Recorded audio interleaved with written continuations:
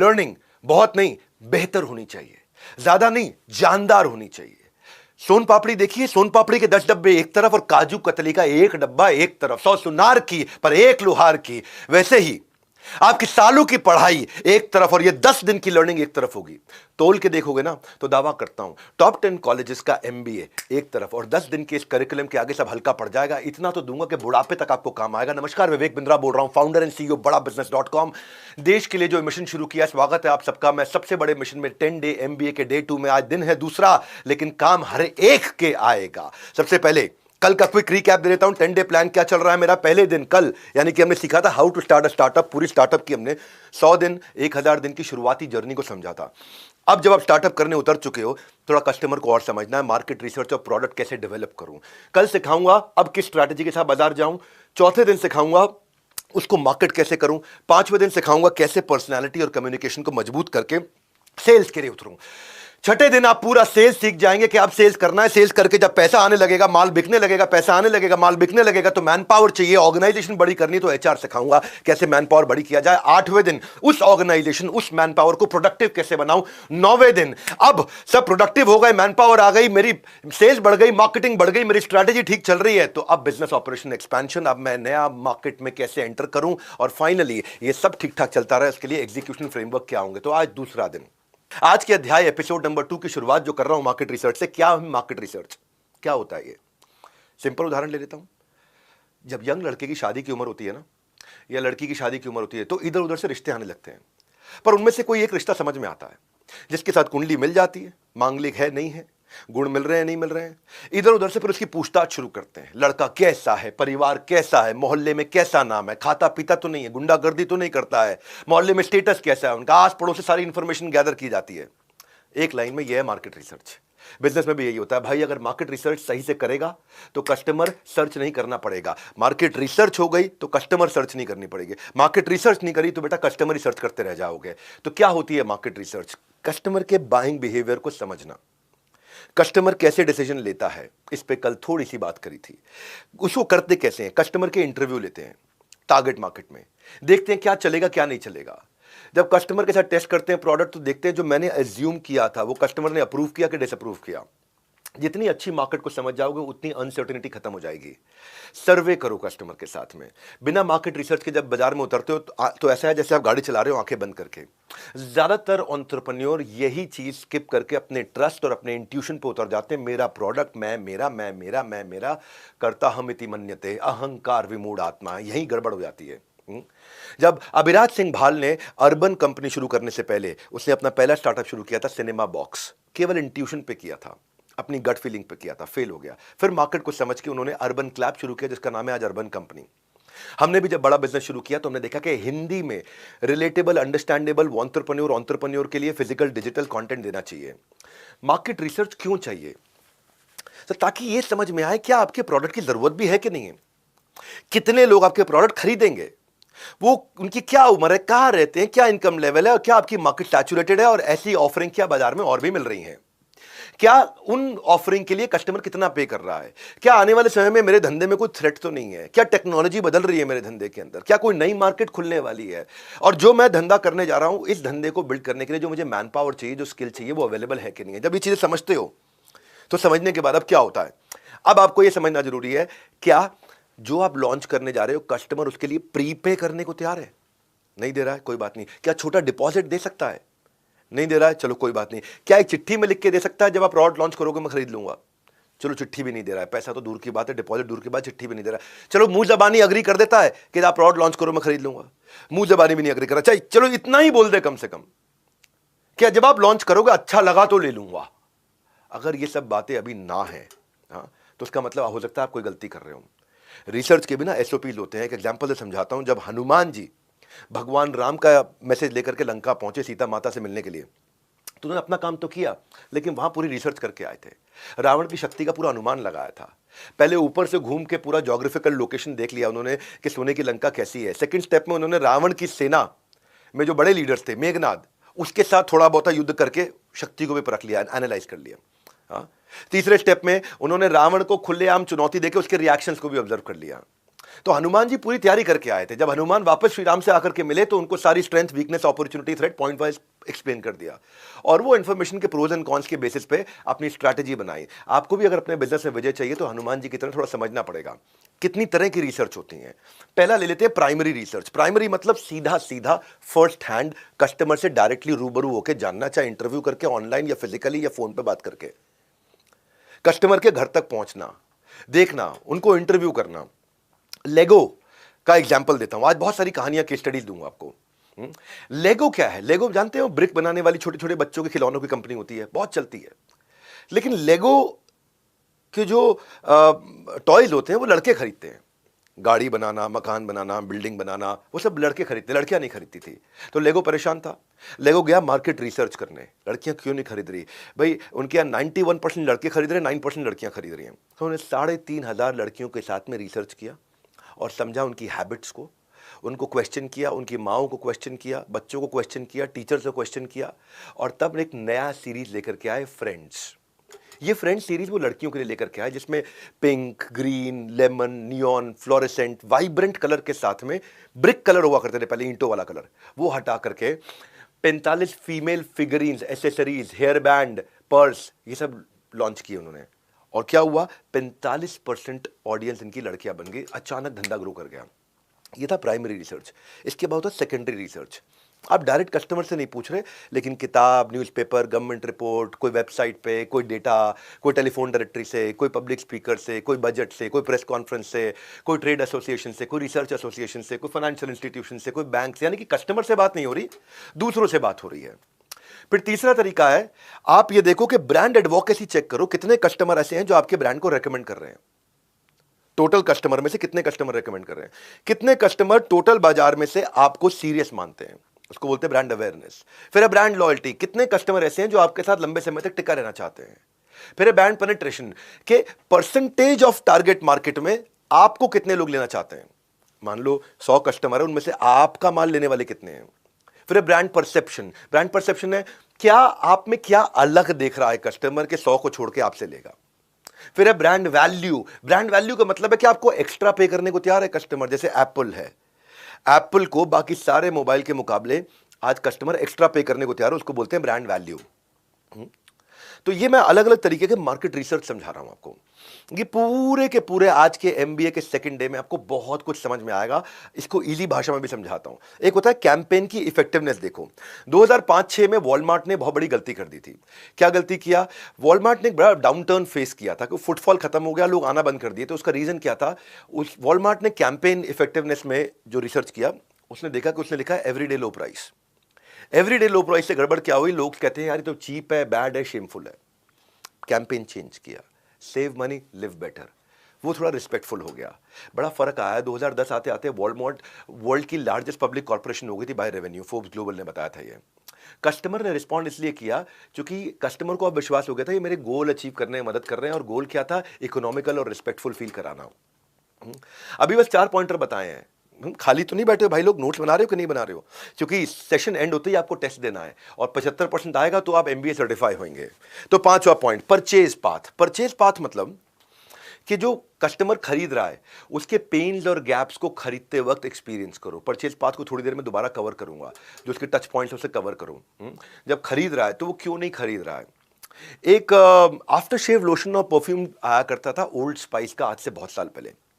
70 साल पुराना ब्रांड है और लोग उसको बहुत पसंद करते थे। उस समय बहुत बड़ा ब्रांड होता था ओल्ड स्पाइस, पर सेल्स इनकी नीचे गिरती गई गिरती गई गिरती गई। तो ब्रांड ने क्या सोचा? मार्केट सर्वे करते हैं। जब मार्केट सर्वे किया तो जो प्रॉस्पेक्ट थे, जो कस्टमर थे, उन्होंने बताया ये ना मेरे दादाजी का ब्रांड है, मेरे दादाजी इस्तेमाल करते थे, तो इसकी खुशबू सूंघ के मुझे दादाजी की याद आती है। हाँ, it smells like a grandpa, it smells like my grandpa. तो इनको समझ में आया, हाँ यार ब्रांड इतना पुराना है, खुशबू आज भी वही है, इन दादाजी को खुशबू सूंघी थी है, आज भी वो स्मेल इसके दिमाग में रह गई है। तो उन्होंने क्या नया कैंपेन लॉन्च किया कि अगर आपके दादाजी ने लगाया नहीं होता ना और दादी जी को पटाया नहीं होता तो तुम पैदा नहीं होते बेटा। हाँ, तो थोड़ा मजाक करके कैंपेन चेंज किया और क्या बोला? इट स्मेल्स लाइक ग्रैंडपा से कर दिया smells like a man, a man. Sales 27% अगले क्वार्टर में बढ़ी। क्यों? क्योंकि समझे कि गड़बड़ क्या थी। अगर आपको भविष्य को जीतना है तो आपको इतिहास को थोड़ा जानना पड़ेगा। मैं और आसान तरीके बताता हूँ, कई सारे तरीके बताऊंगा कि मार्केट को समझा कैसे जाता है। एक company called Starbucks, Starbucks largest coffee house chain है, आप जानते हैं। पिछले 12 सालों में स्टारबक्स ने एक मॉडल शुरू किया मिस्ट्री शॉपिंग, मार्केट को समझने का। मिस्ट्री शॉपिंग क्या होता है? मिस्ट्री शॉपिंग होता है, ये इन्होंने एक टीम बनाई और वो टीम इनके स्टोर पे जाती है, और वो टीम आउटसोर्स टीम है, बाहर की टीम है। जैसे पुराने समय में राजा महाराजा हुआ करते थे ना, वो भेष बदल के प्रजा के बीच में जाके चेक करते थे प्रजा सुखी है कि नहीं, ऐसे ही भेष बदल के ये टीम को भेजते हैं, जो जाकर के एक एक एक आउटलेट पे 4 बार जाएगी। एक सुबह के टाइम पे, और फीडबैक नोट करते रहेंगे चुपचाप। दूसरा, जब शाम को आउटलेट बंद हो रहा हो। तीसरा, जब आउटलेट बहुत बिजी हो। चौथा, जब आउटलेट एकदम खाली पड़ा हो। तो 4 समय पे अलग अलग जाते हैं और जाकर के वहां की क्लीनलीनेस चेक करते हैं, पार्किंग चेक करते हैं, अंदर का बाथरूम हाइजीन चेक करते हैं, स्टोर हाइजीन चेक करते हैं, देखते हैं पेस्ट्री फूड वगैरह ठीक से लेबल लगा है कि नहीं लगा, चेक करते हैं कि काउंटर क्लटर फ्री है या काउंटर थोड़ा गंदा हो गया है, चेक करते हैं कि एंट्री पे वेलकम किया कि नहीं किया गया स्टारबक्स में मेरे को। तो नोट्स बनाते रहते हैं, नोट्स बनाते रहते हैं।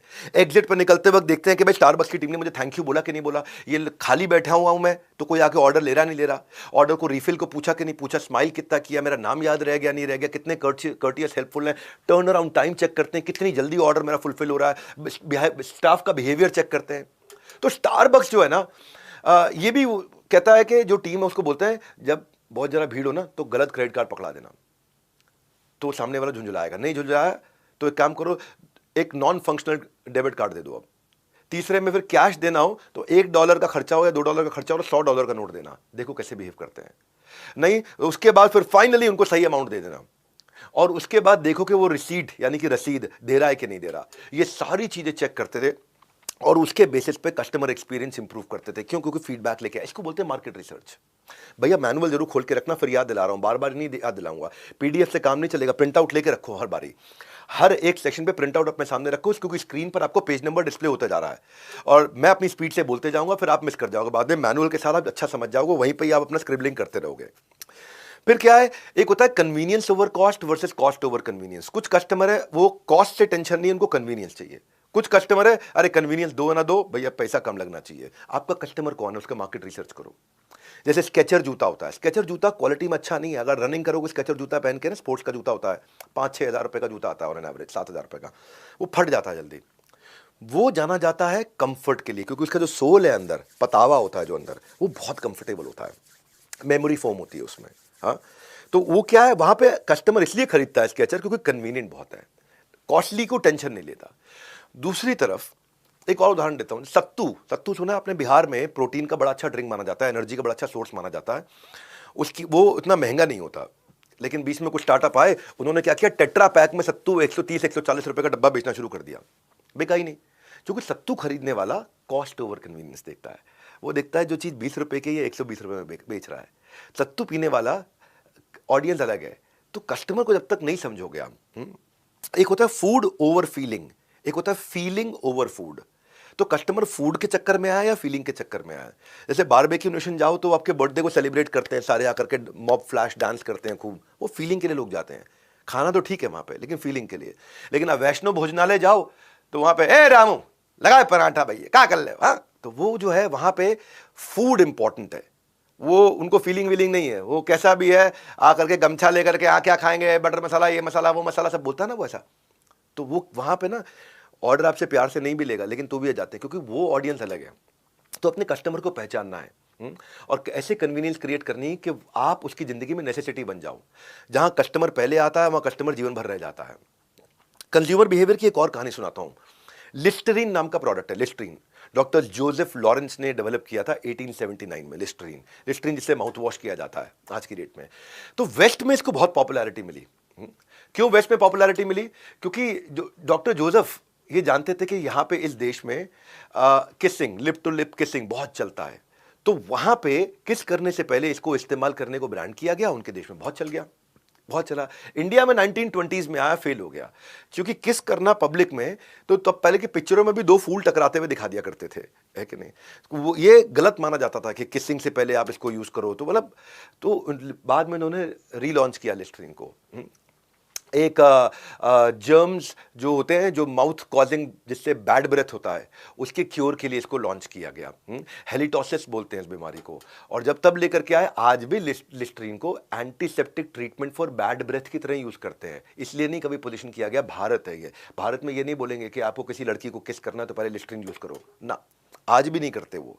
तो ये कस्टमर को पहचानने के तरीके हैं। आज कई बार ये भी होता है, इतना इंटेलिजेंट होते हैं कि भाई आज ये प्रोडक्ट नहीं चलेगा, लेकिन इसकी तैयारी अगर मैं सस्ते में कर लूं, आज से कुछ साल के बाद चल जाएगा। जैसे मैं आपको एक एग्जांपल देता हूं, आज कहानी, आज बहुत सारी केस स्टडी देने वाला हूं, इतनी लर्निंग, इतनी सारी केस स्टडी, इतनी स्पीड से। इसमें एक एक केस स्टडी में, एमबीए में एक एक लेक्चर में एक केस स्टडी नहीं दे करा पाते हैं। मैं आपको कम से कम 20 कहानियां केस स्टडी सुनाऊंगा आपको आज में ही। एक है टाइमिंग बेस्ड पोजिशनिंग स्ट्रैटेजी, जिसको बोलते हैं प्रिडिक्टिव अडॉप्शन। इसमें मैं बिस्लरी की कहानी सुनाऊंगा। बिस्लरी आज सिनोनिम है पानी के साथ में। बिस्लरी, सिग्नर बिस्लरी नाम के आदमी ने लॉन्च किया था, इटालियन केमिस्ट था, बाद में बिजनेसमैन बन गया था, इटालियन केमिस्ट है। और उस समय इसको उन्होंने लॉन्च किया था कि अल्कोहल की रेमेडी थी, हैंगओवर हो जाए तो बिस्लरी पी लो, क्योंकि इसके अंदर सिंकोना हुआ करता था, जो हर्ब्स एंड आयरन सॉल्ट्स के साथ हुआ करता था। जब इंडिया लेकर के आए कि भाई तुम्हारे को शराब पीने के बाद हैंगओवर हो तो बिस्लरी पी लो, तो फ्लॉप हो गया। क्यों? क्योंकि इंडिया में तो शराब पीते हैं चढ़ाने के लिए, कि भाई चढ़ नहीं रही, मेरे को थोड़ा और दे और दे। दुनिया भर में लागर बियर होती है, इंडिया में सुपर स्ट्रांग बियर होती है। इंडिया ऐसा देश है जहां जब तक बियर भी सुपर स्ट्रांग नहीं करो, खरीदेगा नहीं। क्यों? बियर पी के चढ़ी नहीं, शौक के लिए नहीं पी रहा, वो चढ़ाने के लिए पी रहा है। और उन दिनों इंडिया में चाय और पानी चलता था, शराब इतनी चलती भी नहीं थी, तो नशा उतारे किसका वो। तो बिस्लरी का प्लांट सेटअप 1965 में इन्होंने किया। तब इन्होंने बाद में पानी का प्लांट किया 1965 में सेटअप, फिर से फेल हो गया, क्योंकि उस टाइम पे पानी अबंडेंस में अवेलेबल था, लोगों का इम्यून सिस्टम अच्छा था, और लगा क्या पानी कौन खरीदेगा। तो इन्होंने क्या किया, फिर फॉरेन टूरिस्ट को टारगेट करना शुरू किया, 5 स्टार होटल्स को टारगेट करना शुरू किया, रिच एफ्लुएंट फैमिलीज को टारगेट करना शुरू किया, एक्सपेंसिव रेस्टोरेंट को टारगेट करना शुरू किया। बहरहाल ले देकर के नहीं चल पाया, बिस्लरी फ्लॉप हो गया। तब जो मैं बता रहा हूं, कस्टमर का आने वाले बिहेवियर को प्रिडिक्ट करना। 4 लाख रुपए में रमेश चौहान, जो पार्ले के मालिक थे, इन्होंने बहुत सस्ते में वो प्लांट खरीद लिया और बोला कि जब तक मैं पार्ले का डिस्ट्रीब्यूशन नेटवर्क बिल्ड करता रहूंगा, बिस्लरी को ठंडा ठंडा रहने दो, चलने दो। और आगे चल के जैसे ही टाइमिंग बेस्ड पोजिशनिंग स्ट्रैटेजी होगी, तो कस्टमर के बिहेवियर को पहचान गए थे। उन्होंने बिस्लरी की सारी रिसर्च कर ली थी, और लेटर जैसे ही राइट टाइम आया, वाइल्ड फायर की तरह बिस्लरी स्प्रेड हुआ। आज ठंडा मतलब कोका कोला, लाइफ इंश्योरेंस मतलब LIC, मिनरल वाटर मतलब बिस्लरी। पार्ले के साथ में ये रिनाउंड ब्रांड बन गया, और इतना रिनाउंड हो गया कि बाद में बेलसेरी, ब्रेसली, ऐसे अलग अलग प्रकार के फेक प्रोडक्ट भी बिस्लरी के आने लगे। देखो, फेक भी उसी का आता है जिसका बहुत नाम हो जाता है। तो कस्टमर को पहचानने के अलग अलग तरीके बता रहा हूं। आपको पास कौन सा काम आएगा, ये पूरी नॉलेज होनी जरूरी है, ये कहानियां समझनी जरूरी है, ब्रांड्स कैसे ग्रो करे वो कहानियां समझनी जरूरी है, जिनमें से कोई चीज़ आप पिकअप करोगे। देखो, एक ब्रांड है fair and lovely. Fair and lovely पहले विटामिन फॉर्मूला क्रीम की तरह 1970s में इंडिया में आया, और अवेयरनेस किसी को थी नहीं विटामिन क्रीम की। विटामिन C चेहरे पे लगाया जाता है, विटामिन C कंज्यूम भी किया जाता है बॉडी के अंदर, और चेहरे पे भी बहुत लगाया जाता है, लेकिन लोगों को पता ही नहीं थी है। और 1970s में किसको पता था विटामिन फॉर्मूला, तो ये नहीं चल पाया। और इंडियन उन दिनों इन्होंने ऑब्जर्व किया, मार्केट रिसर्च किया, और समझ में आया कि इंडिया में गोरा दिखना कितना इंपॉर्टेंट है, कि काली लड़की अगर हो तो उसकी शादी नहीं होती, नौकरी नहीं लगती, कॉन्फिडेंस नहीं रहता। बल्कि इतना ऑब्सेशन था कि हमारे यहाँ तो बच्चे भी गुड़िया गोरी खरीदते हैं, काली नहीं खरीदते। इनफैक्ट जब बच्चे कैरम भी खेलते हैं तो कैरम में काली गोटी के 10 नंबर और सफेद गोटी के 20 नंबर होते थे। इन्होंने बॉलीवुड को स्टडी किया। बॉलीवुड में देखा ऑब्सेशन विद फेयर स्किन इतना ज्यादा था कि गाने भी ऐसे ही बनते थे, ये चांद सा रोशन चेहरा, जुल्फों का रंग, जैसे गोरी तेरा गाँव बड़ा प्यारा, मैं तो गोरी तेरा गाँव बड़ा प्यारा, हाँ गोरे रंग पे ना इतना गुमान कर, गोरी है कलाइयाँ। गाने भी वैसे ही बनते थे, हम काले हैं तो क्या हुआ दिल वाले। मतलब इतना आदमी मरे जा रहा है कि उसको एक्सप्लेन करना पड़ रहा है, जस्टिफाई करना पड़ रहा है। ओ गोरी गोरी ओ बाकी छोरी कभी मेरी गल, कितने सारे गाने। वो उन्होंने जब वो देखा ये कि गोरिया रे मेरा दिल चुरा, मैं गोरी पे याद करूं तो कितने गाने मैंने बचपन में सुने हैं। हाँ, गोरिया चुराना मेरा चुरा के दिल मेरा, गोरिया चली। तो फेयर एंड लवली को समझ में आया कि फेयरनेस डार्क कंप्लेक्शन के ऊपर कितना ज्यादा इंपॉर्टेंट है, तो विटामिन फॉर्मूला क्रीम का नाम बदल के फेयर एंड लवली क्रीम रख दिया। इतना मैसिव हिट हुआ कि यूनिलीवर ने बाद में मेलानिन सप्रेसर, जो एक मेलानिन जिससे गोरापन रहता है, उस केमिकल को फेयर एंड लवली के साथ में पेटेंट इन्होंने करा लिया, और 80% मार्केट शेयर फेयरनेस क्रीम का कैप्चर कर लिया। बाद में multivitamin, anti marks, winter care, natural glow, Ayurveda, sun protection, fair, कितने सब में घुस गए। लेकिन एक समय आया कि किसी एक लड़की ने बैंगलोर में इनके ऊपर केस कर दिया, और इनके ऊपर ऑनलाइन बैकलैश बहुत आया, रेसिज्म का बैकलैश आया कि गोरे काले में भेद करने का बैकलैश आया। यूनिलीवर ने बाद में फेयर वर्ड ड्रॉप किया फेयर एंड लवली से, ब्लैक इज ब्यूटीफुल कैंपेन लेकर के आया। तो जैसे जैसे मार्केट बदली वैसे वैसे बदले, तो फेयर एंड लवली का नाम बदल के कर दिया उन्होंने ग्लो एंड लवली। तो कैसे कैसे मार्केट को समझा और तब भी बहुत आगे रहे, आज भी बहुत आगे हैं। एक बात आपको बता देता हूं, बीच बीच में याद जरूर दिलाऊंगा कि महंगी चीज़ों पर जितना डिस्काउंट लगा दो महंगी लगती हैं। 50% डिस्काउंट के बाद भी ज़ारा की जैकेट महंगी लगती है, लोगों की जेब ठंडी कर देती है। नाइकी के एक जूते में महीने की सैलरी खराब हो जाती है। तो पढ़ाई भी इतनी महंगी है कि कोर्स के चक्कर में स्टूडेंट कंगाल हो जाता है। आज की केस स्टडी सुन के आप कहेंगे कि इसके मैं पैसे भी दे सकता हूं, इतनी केस स्टडी दे रहा हूं, इतनी केस स्टडी दे रहा हूं। मैं पैसे ले नहीं रहा इस 10 डे MBA में, लेकिन आप पैसे अगर मैं ले लेता तो भी आप खुश होते, क्योंकि इतना अच्छा कंटेंट दे रहा हूं आपको। ये कंटेंट कहीं नहीं मिलेगा। मैं आपको मार्केट रिसर्च के, अब मैं सक्सेस बताए, कुछ फेलियर्स ही बताता हूं। फेलियर कैसे होते हैं?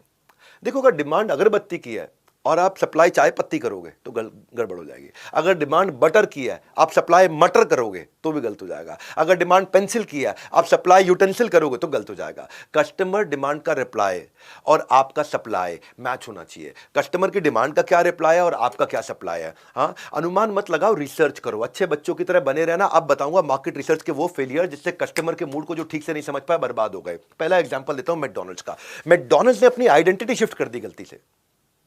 मैकडॉनल्ड्स को थोड़ा सा फीडबैक क्या मिला कि आपके खाने में बहुत कैलोरी है, बहुत कैलोरी, हाई फैट मील है, हाई फैट मील है, burger French fries, burger French fries. इसने कहा मैं हेल्दी सैलेड लेके आता हूं। मैकडॉनल्ड्स ने उसको लगा आइडिया बड़ा अच्छा होने वाला है और इसको मैं कैपिटलाइज करता हूं, राइजिंग ट्रेंड है इस समय हेल्दी लिविंग का, सैलेड लेकर के आया मैकडॉनल्ड्स। और कस्टमर ने को सैलेड पसंद नहीं आए, क्योंकि कस्टमर मैकडॉनल्ड्स को फ्रेंच फ्राइज और बर्गर के लिए जानता था। इन्होंने क्या किया, इन्होंने कहा सैलेड पसंद नहीं आ रहे, चलो सैलेड को और टेस्टी बनाते हैं। उन्होंने उसमें कई फ्लेवर ऐड कर दिए, सॉसेज ऐड कर दी, ड्रेसिंग्स ऐड कर दी, फ्राइड चिकन और मीट ऐड कर दिया। फर्क क्या पड़ा, ड्रेसिंग सारी और सॉसेज ऐड करने के बाद सैलेड जो है ना उनका, उसकी कैलोरी बर्गर और फ्रेंच फ्राइज से भी ज्यादा हो गई। सैलेड की कैलोरी ज्यादा हो गई। अनफॉर्चुनेटली सैलेड इनके लिए बहुत बड़ा वर्स डिसीजन रहा। इनके जो है बाद में रिसर्च ने बताया इनका फोकस गलत हो गया था, आइडेंटिटी को शिफ्ट कर लिया और क्या बोला, जो क्रिस थे इनके प्रेसिडेंट और CEO मैकडॉनल्ड्स कॉर्पोरेशन के, वो बोले कि हेल्दी सैलेड हमारी सबसे बड़ी गलती थी, हमारा मार्केट रिसर्च का फेलियर था, वर्स्ट बिजनेस स्ट्रैटेजी थी। हेल्दी सैलेड को उन्होंने डिसकंटिन्यू किया और बर्गर फ्राइज आज तक चल रहे हैं इनके, क्योंकि वो उनकी आइडेंटिटी है। इसको बोलते हैं ब्रांड एक्सटेंशन। आप ब्रांड को एक्सटेंड करके कोई नई चीज लेके आओगे, गड़बड़ कर जाओगे। आइडेंटिटी शिफ्ट नहीं करते। कोलगेट ने भी ये गलती करी थी। कोलगेट फ्रोजन फूड में आ गया। जब कोलगेट फ्रोजन फूड में आया, लोगों को लगा, कोलगेट ने सोचा रात को ब्रश करने से पहले ये पहले कोलगेट खा ले, फिर कोलगेट से ब्रश कर ले। लोगों ने कहा यार ये क्या बकवास है, कोलगेट कोई खाने की चीज थोड़ी है। कोलगेट को तो कितनी भी टेस्टी क्यों ना थूकना ही होता है। तो लोग विश्वास ही नहीं कर पाए, ब्रांड के साथ एसोसिएट नहीं कर पाए और ये ब्रांड एसोसिएशन एक्सटेंड नहीं हो पाया, जिसके कारण सारा फ्रोजन फूड बर्बाद हो गया। आज MBA के प्रोफेसर इसको क्लासिक लेसन बताते हैं मार्केट रिसर्च और ब्रांड एक्सटेंशन में, कि कस्टमर रैडिकली आपके ब्रांड को शिफ्ट नहीं होने देंगे, क्योंकि जो आपकी आइडेंटिटी है उससे अचानक शिफ्ट करोगे। फॉर एग्जाम्पल, मैं बड़ा बिजनेस हूं और बड़ा बिजनेस कंपनी में जीन्स बेचना शुरू कर दूं, दिक्कत हो जाएगी। मैं बड़ा बिजनेस के खाने के पैकेट बेचूं कि ये जी हम बेच रहे हैं बड़ा बिजनेस सैलेड, ये क्या बकवास है। आपका आइडेंटिटी बड़ा बिजनेस है। मार्केट रिसर्च फेलियर में आइडेंटिटी के अंदर एक और उदाहरण देता हूं आपको, पतंजलि का। पतंजलि परिधान स्टोर आए, सब कुछ बेच रहे थे, सैफरन लंगोट से लेके संस्कारी स्कर्ट तक। और जो जीन्स है वो वेस्टर्न कॉन्सेप्ट है, ये पतंजलि की जीन्स लेकर के आए। और जो वेस्टर्न कॉन्सेप्ट है, स्वदेशी जीन्स, सैफरन लंगोट, संस्कारी स्कर्ट। सो पतंजलि जो है ना, उसने इंडियनाइज्ड वर्जन लाने की कोशिश करी। अब पतंजलि का कस्टमर कौन है पहले समझो। देखो, जो लोग लिवाइस पहनते थे वो पतंजलि की जीन्स कभी नहीं पहनेंगे, उनको लिवाइस ही पहननी है। और जो पतंजलि का कस्टमर था वो धोती कुर्ते पजामे वाला था, वो जीन्स वैसे भी नहीं पहनता था। तो ये लिवाइस का कस्टमर ला नहीं पाए, अपने धोती और कुर्ते पजामे वाले कस्टमर को जीन्स पहना नहीं पाए, ये बीच में अटक गए, फंस गए। तो ये इनकी आइडेंटिटी ही नहीं थी। FMCG में, खाने पीने की चीजों में ये किसी को भी टफ कंपटीशन दे सकते थे, नेस्ले को भी, कोलगेट को भी, क्योंकि फूड कैटेगरी शॉपर्स बोले कि भाई फूड कैटेगरी में हमारे को विश्वास है बाबा जी पे, क्योंकि बाबा जी के पास में नॉलेज है योगा का, हर्बल मेडिसिन का। तो हम पतंजलि के खाने के आइटम ले सकते हैं, दवाइयां ले सकते हैं, पतंजलि की जीन्स नहीं बनेंगे। तो पतंजलि ने यही गड़बड़ कर दी कि भाई अनऑर्गेनाइज्ड मार्केट में सस्ती जीन्स लोगे तो और भी मिल रही थी। तो पतंजलि जहां पे गया वहां पे इनका कस्टमर इनके पास आया नहीं, क्योंकि उसको जीन्स की आदत नहीं, और जो जीन्स पहनने वाला है वो ये बोलता था कि भाई मुझे ऑर्गेनिक जीन्स नहीं चाहिए, मैं डिस्काउंट का वेट कर लूंगा लिवाइस के। दिल्ली यूनिवर्सिटी के स्टूडेंट्स ने बोला लिवाइस पे डिस्काउंट का मैं 1 साल वेट कर लूंगा, लेकिन पतंजलि की जीन्स नहीं पहनूंगा। तो बीच में आगे फंस गए। तो अपनी आइडेंटिटी के को मार्केट रिसर्च करना चाहिए। हार्ले डेविडसन भी एक बार हार्ले डेविडसन की बिस्किट ले आया, कुकीज ले आया, फेल हो गया। वर्जिन एयरलाइंस, आप जानते हैं वर्जिन एयरलाइंस के ऊपर मैंने केस स्टडी भी बनाई हुई है। वो लड़कियों के कपड़े ले आया, वाटर प्यूरिफायर ले आया, नहीं चलेगा। कैडबरीज चॉकलेट एक बारी कैडबरीज के आलू ले आया, मैश्ड पोटैटो, कहां चलेगा।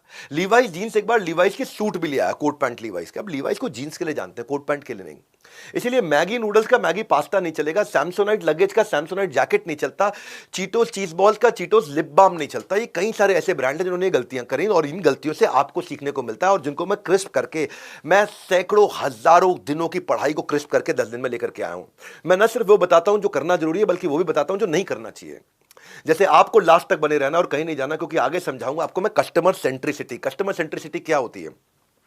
कस्टमर सेंट्रिसिटी है कस्टमर के दृष्टिकोण से देखना। ओयो जो है हमारे यहां, हमारे देश का ब्रांड, उसने होटल इंडस्ट्री को किल नहीं किया। होटल की लिमिटेड अवेलेबिलिटी और प्राइस ऑप्शंस नहीं होने के कारण बर्बाद हुआ।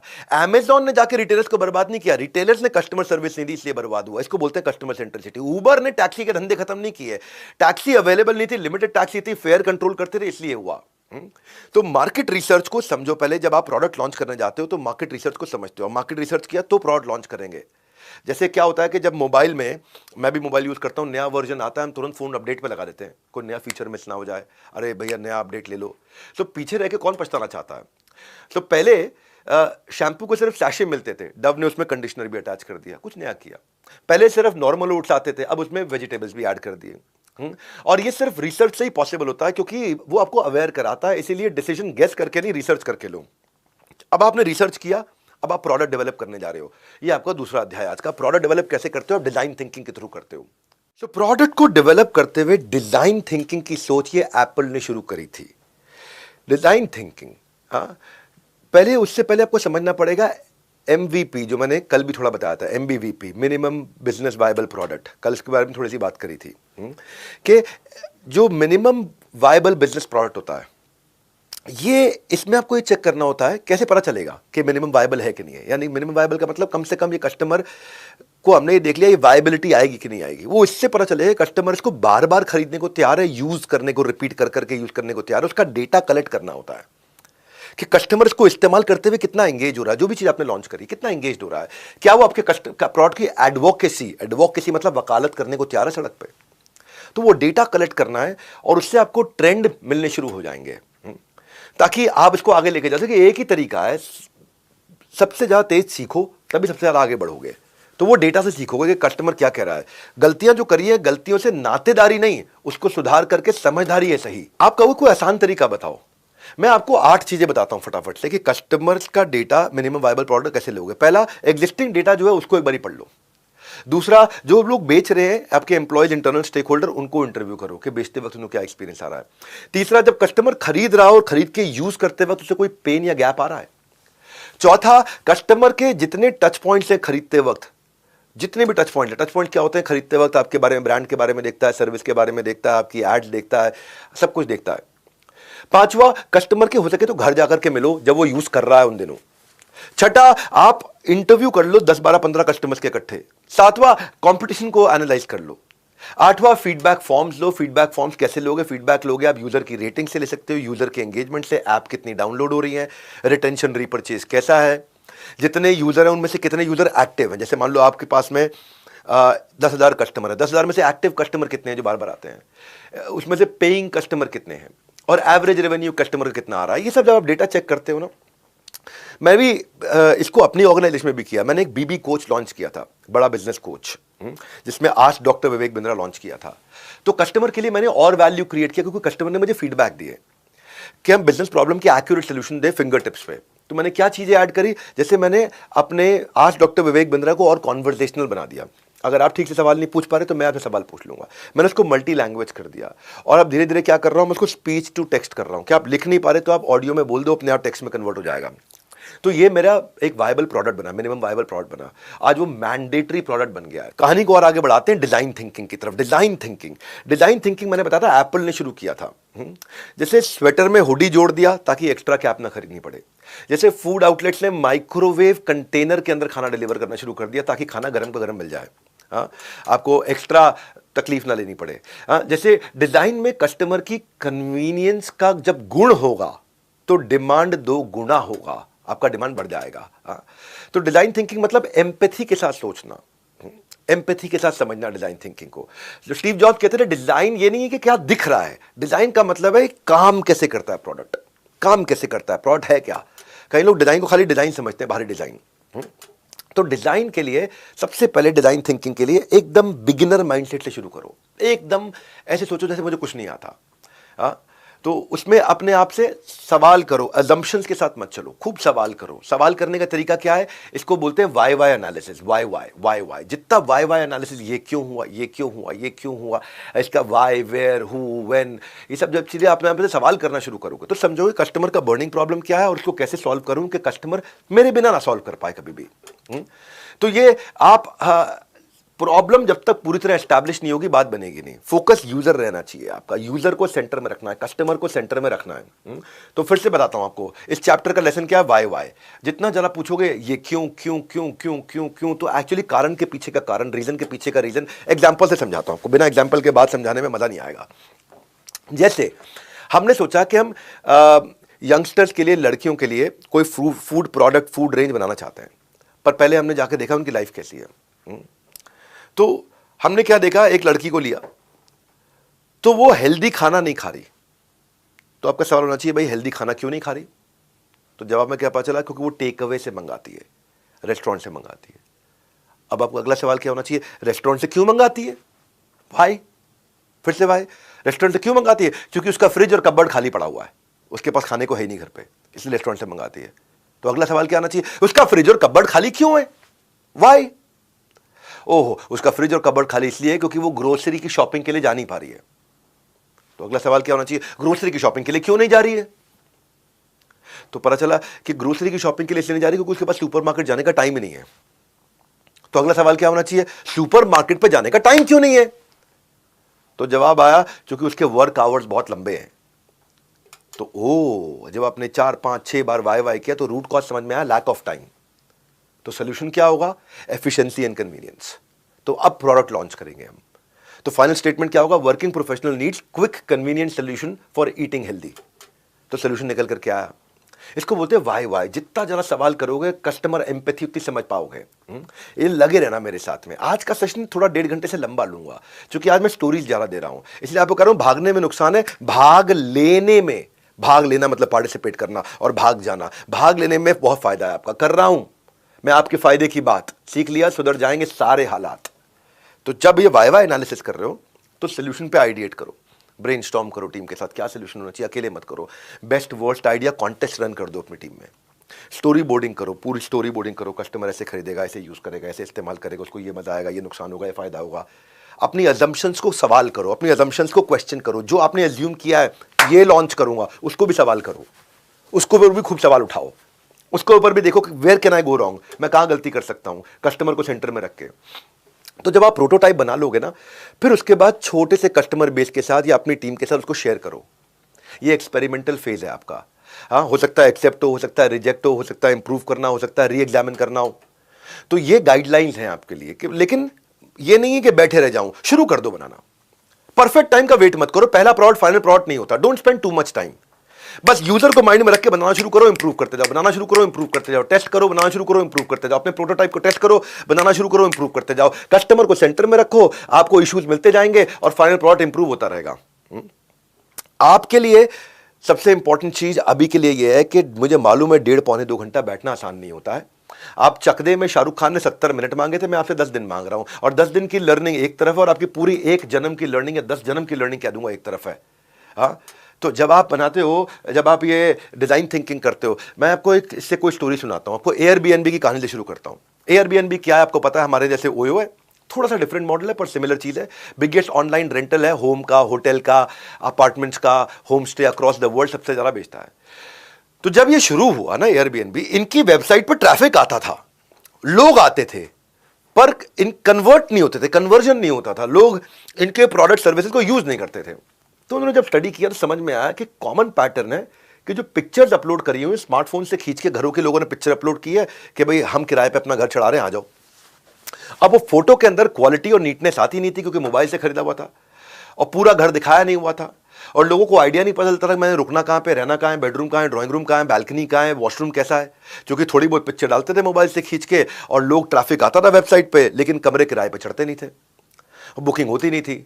तो उन्होंने डिसाइड किया कि हम एक स्केलेबल सोल्यूशन लेकर के आते हैं प्रोफेशनल एचडी कैमरास का, और रीजन वाइज, शहर वाइज इन्होंने एक टीम खड़ी कर दी कि जिसको भी चढ़ाना हो उसके लिए एक बार शुरू में पहले सपोर्ट के लिए फोटोग्राफ खींचेंगे वहां पे, और कस्टमर की अच्छी प्रोफेशनल फोटोग्राफ्स को लिस्ट करेंगे और beautiful high resolution picture list करेंगे। बस एक ही हफ्ते के अंदर इनके रेवेन्यू हर हफ्ते डबल होना शुरू हो गया।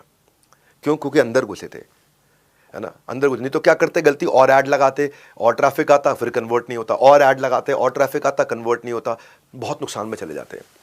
हमारे यहाँ साउथ इंडिया में एक सोशल सर्विस की टीम आरंभ, जिसने बहुत बढ़िया काम किया, क्योंकि जो स्कूल के बच्चे होते हैं ना, हमारे यहाँ स्कूल के बच्चे, इंडिया में बहुत खराब हालत होती है, ना लिखने पढ़ने के लिए टेबल होती है सरकारी स्कूलों में, ना स्कूल बैग्स होते हैं, ना कुर्सी होती है, उसके चक्कर में वो ज़मीन पे बैठते हैं, झुक के बैठते हैं, ऐसे बैठते हैं, और उसके कारण क्या हुआ, गर्दन में दर्द, पीठ में दर्द, आंखें कमज़ोर हो जाना, पुअर आई साइट हो जाना, हैंड राइटिंग साफ नहीं आना। तो उन्होंने कहा पैसे नहीं है हमारे पास में, लेकिन हमें क्या प्रोडक्ट लेकर के आए जो इकोनॉमिकली वायबल हो और बड़े स्केल पे प्रोड्यूस कर सकें। तो आरंभ ने क्या किया, इस प्रॉब्लम को ध्यान से समझा और बच्चों को देखा कैसे बैठेंगे, उनके लिए कैसे काम चलेगा। तो गत्ते इन्होंने कार्टन्स, कॉर्पोरेट से, रिटेलर से, कॉर्पोरेट हाउसेज से, रिटेल आउटलेट से यूज्ड कार्टन्स देने शुरू करे, गत्ते के कार्टन होते हैं ना, और उनको फोल्ड करके एक पोर्टेबल राइटिंग डेस्क बना दिया। तो फिर इन्होंने सोचा इससे अभी स्कूल बैग की प्रॉब्लम सॉल्व नहीं हो रही, तो डेस्क तो बन रहा है। तो इन्होंने क्या किया, उसी को ऐसा चेंज किया कि उसी से ही इन्होंने उसको फोल्ड करो तो स्कूल का बैग बन जाए, किताबें डाल दो, और जैसे स्कूल में बैठे तो उसी को फोल्ड करें दोबारा तो वो टेबल बन जाएगी, उसमें बैठ करके लिख सके। तो बच्चों की हैंडराइटिंग भी अच्छी हुई, कमर भी सीधी रहने लगी और उनकी आई साइट भी ठीक रहने लगी। और इन्होंने क्या किया, ये सारा का सारा इन्होंने 14 रुपए के अंदर बिल्ड कर दिया। आप यहाँ सामने प्रोटोटाइप देख सकते हैं, इसको स्केल किया बाद में, और यही इनका डेस्क भी बन जाता था, वही बच्चों का बैग भी बन जाता था, बच्चे इसको टांग करके भी जाते थे, और टांगने के लिए भी गत्ते का रस्सी से बना दिया उन्होंने, ईजी हो गया उनकी लाइफ। डिज़ाइन थिंकिंग के थ्रू जाते हैं, जब कंज्यूमर एम्पैथी के थ्रू जाते हैं। मैं आपको एक उदाहरण देता हूँ लाइफ सेविंग डॉट का। भारत के अंदर लाखों महिलाएं ऐसी हैं जिनको आयोडीन डेफिशिएंसी हो जाती है, जिसके कारण फाइब्रोसिस्टिक ब्रेस्ट कैंसर या ब्रेस्ट डिजीजेज हो जाती हैं औरतों को। और क्यों? उसके लिए सरकार फ्री की दवाइयाँ तो दे रही हैं, सप्लीमेंट्स दे रही हैं आयोडीन के, लेकिन औरतें वो दवाई लेने जाती नहीं, क्योंकि औरतें कहती हैं मेरे को बीमारी थोड़ी है तो दवाई खाऊंगी, लेकिन उनको आयोडीन की कमी हो जाती है। तो रियल चैलेंज था इन औरतों को दवाई दे कैसे इनके मुंह में दवाई डाली जाए, क्योंकि दवाई फ्री में मिल रही है तो भी नहीं खाते। तो इन्होंने औरतों की जिंदगी को स्टडी किया तो देखा कि भारत के अंदर ट्रेडिशनली महिलाएं जो हैं सब बिंदी जरूर लगाती हैं, और जो बिंदी लगाती हैं, बिंदी हमारे यहाँ ट्रेडिशनल सिंबल है ब्यूटी का हमारे भारत देश में। तो इन्होंने क्या किया कि उस बिंदी को इन्होंने उठाया और देखा कि अगर 150 से 200 माइक्रोग्राम आयोडीन चाहिए होती है, उसको बिंदी के अंदर ऐसे सेट कर दिया कि अगर वो बिंदी लगाएगी तो बिंदी से डिस्पेंस होकर के वो आयोडीन बॉडी के अंदर जाएगा। तो उन्होंने कहा दवाई दे दो तो वो नहीं खरीदेगी, बिंदी बांटनी शुरू कर दो तो बिंदी जरूर ले जाएंगे। तो औरतों को जब फ्री बिंदी दी, उन्होंने फ्री बिंदियां लगाई तो उससे आयोडीन उनके अंदर जाने लगा, क्योंकि बिंदी के पीछे लेयर पे आयोडीन चिपका दिया था। और उससे क्या हुआ, ड्रास्टिकली फॉल डाउन हुआ, सारी वो डेफिशिएंसीज, फाइब्रोसिस्टिक ब्रेस्ट कैंसर वगैरह कम हो गए। क्यों? क्योंकि उसको आयोडीन मिलने लग गया। इसलिए इसका नाम रखा लाइफ सेविंग डॉट, एक ऐसी डॉट जो आपकी जिंदगी बचा रही है। तो आपकी भी जिंदगी तभी बचेगी जब आप भी पूरा का पूरा कोर्स अटेंड करोगे और एक बार में अटेंड करोगे। हाँ, एक ही बार में मौका। अभिमन्यु जो थे अर्जुन के पुत्र, चक्रव्यूह वो तोड़ नहीं पाए, मालूम क्यों? क्योंकि माता सुभद्रा बीच में सो गई थी और सुनते सुनते प्रोसेस के बीच में सो गई। इसलिए आपसे भी कह रहा हूं, सोना मत भाई। अगर आपने भी बीच में ले लिया रेस्ट तो बिजनेस के चक्रव्यूह में नहीं कर पाओगे अपना बेस्ट। एक और उदाहरण देता हूं आपको, ऊबर ईट्स का। ये स्विगी जोमेटो बाद में आए, पहले यूएस के अंदर ऊबर ईट्स आया था, और ऊबर ईट्स ने क्या किया, अपनी ऊबर की टैक्सी के साथ में खाने डिलीवरी का मॉडल बनाया था। उन्होंने प्रॉब्लम स्टेटमेंट क्या डिफाइन करी, लोगों को खाने की ज्यादा ऑप्शंस मिल सके, एक रेस्टोरेंट से ऑर्डर करने की जगह कहीं से भी कर सके। दूसरा, रेस्टोरेंट का धंधा बढ़ जाए, क्योंकि उसके बाद डिलीवरी का धंधा आ जाएगा, दूसरा प्रॉब्लम स्टेटमेंट। तीसरा, जो टैक्सी चलाता है उसको एडिशनल इनकम हो जाए। ये 3 प्रॉब्लम स्टेटमेंट मिली। लोगों को खाने की ज्यादा ऑप्शंस मिल जाए, रेस्टोरेंट जो खाना बेच रहा है उसको डिलीवरी के लिए से और ज्यादा रेवेन्यू करने का अपॉर्चुनिटी मिल जाए, और जो टैक्सी ड्राइवर है उसको एक और सोर्स ऑफ इनकम मिल जाए। तो उन्होंने इंटरव्यू किए टैक्सी ड्राइवर्स के इंटरव्यू किए, रेस्टोरेंट ओनर्स के इंटरव्यू किए और कस्टमर्स के इंटरव्यू किए। इंटरव्यू करने के बाद real user delivery partner restaurant के साथ जब इन्होंने डिस्कस किया तो इमर्शन टेक्निक लगा के डिज़ाइन थिंकिंग की। इन्होंने क्या किया, ऑप्शन दिया ड्राइवर को कि अपनी राइड के साथ साथ उसी जर्नी पे वो खाना भी लेके जा सके। तो टेक्नोलॉजी और डिजाइन थिंकिंग को जोड़ के उबर ईट्स ने इस कॉम्प्लेक्स लॉजिस्टिक्स के सोल्यूशन को, डिलीवरी के सोल्यूशन को सॉल्व किया। तब पहली बार उबर ईट्स आया था, उसके बाद यहां पे स्विगी जोमेटो वगैरह आए। ये डिजाइन थिंकिंग ऐसा अद्भुत कॉन्सेप्ट है ना कि आपने अपने प्रोडक्ट को नहीं बदला लेकिन सर्विस की छोटी सी चीज बदली। मेरी अगली कहानी में पिल पैक दवाई घर पे भेजने वाली एक कंपनी थी और बाद में एक छोटे से इंप्रूवमेंट के कारण डिजाइन थिंकिंग के ये कंपनी आज से कई साल पहले $1 बिलियन में बिकी अमेजॉन के पास। पिल पैक जो है दवाई खाने के तरीके को कस्टमर की जिंदगी में घुस के उसको सॉल्व किया। मैं समझाता हूं आपको। हर 7 में से एक आदमी भारत में ऐसा है जो दिन में कम से कम 3 बार दवाई खाता है और उसमें से 40% पेशेंट्स ऐसे हैं जो WHO बताता है जो प्रेस्क्राइब्ड मेडिसिन एग्जैक्टली खाते ही नहीं है, भूल जाते हैं, कुछ छूट जाता है, कुछ मिस हो जाता है। और खासतौर से एक उम्र के बाद जब इंसान बूढ़ा होने लगता है तो उसको सारी दवाइयां याद रखना मुश्किल रहता है। ये उस जर्नी में घुसे पिल पैक। और यंगस्टर्स के लिए कई बार प्योर लेजीनेस होती है कि वो दवाई खाना भूल जाते हैं, मल्टीपल मेडिकेशन का हैसल हो जाता है। तो पिल पैक ऑनलाइन फार्मेसी कंपनी जो कि प्रिस्क्रिप्शन ड्रग्स के कैप्चर करके डिजाइन थिंकिंग अप्रोच से अपनी ब्रांड स्ट्रैटेजी को बदला इन्होंने। इनको बहुत रिव्यूज मिले इनके बिजनेस मॉडल में। क्या चेंज किया था? 2014 के अंदर टाइम्स मैगजीन ने पिल पैक को साल का सबसे अच्छा इन्वेंशन माना था और एक छोटा सा चेंज किया। दवाइयां नहीं बनाई इन्होंने, दवाई खिलाने के तरीके को बदला। इसको अमेजॉन ने $1 बिलियन में 2018 में खरीदा था। क्या किया इन्होंने? DTDPD, बस ये फॉर्मूला था इनका।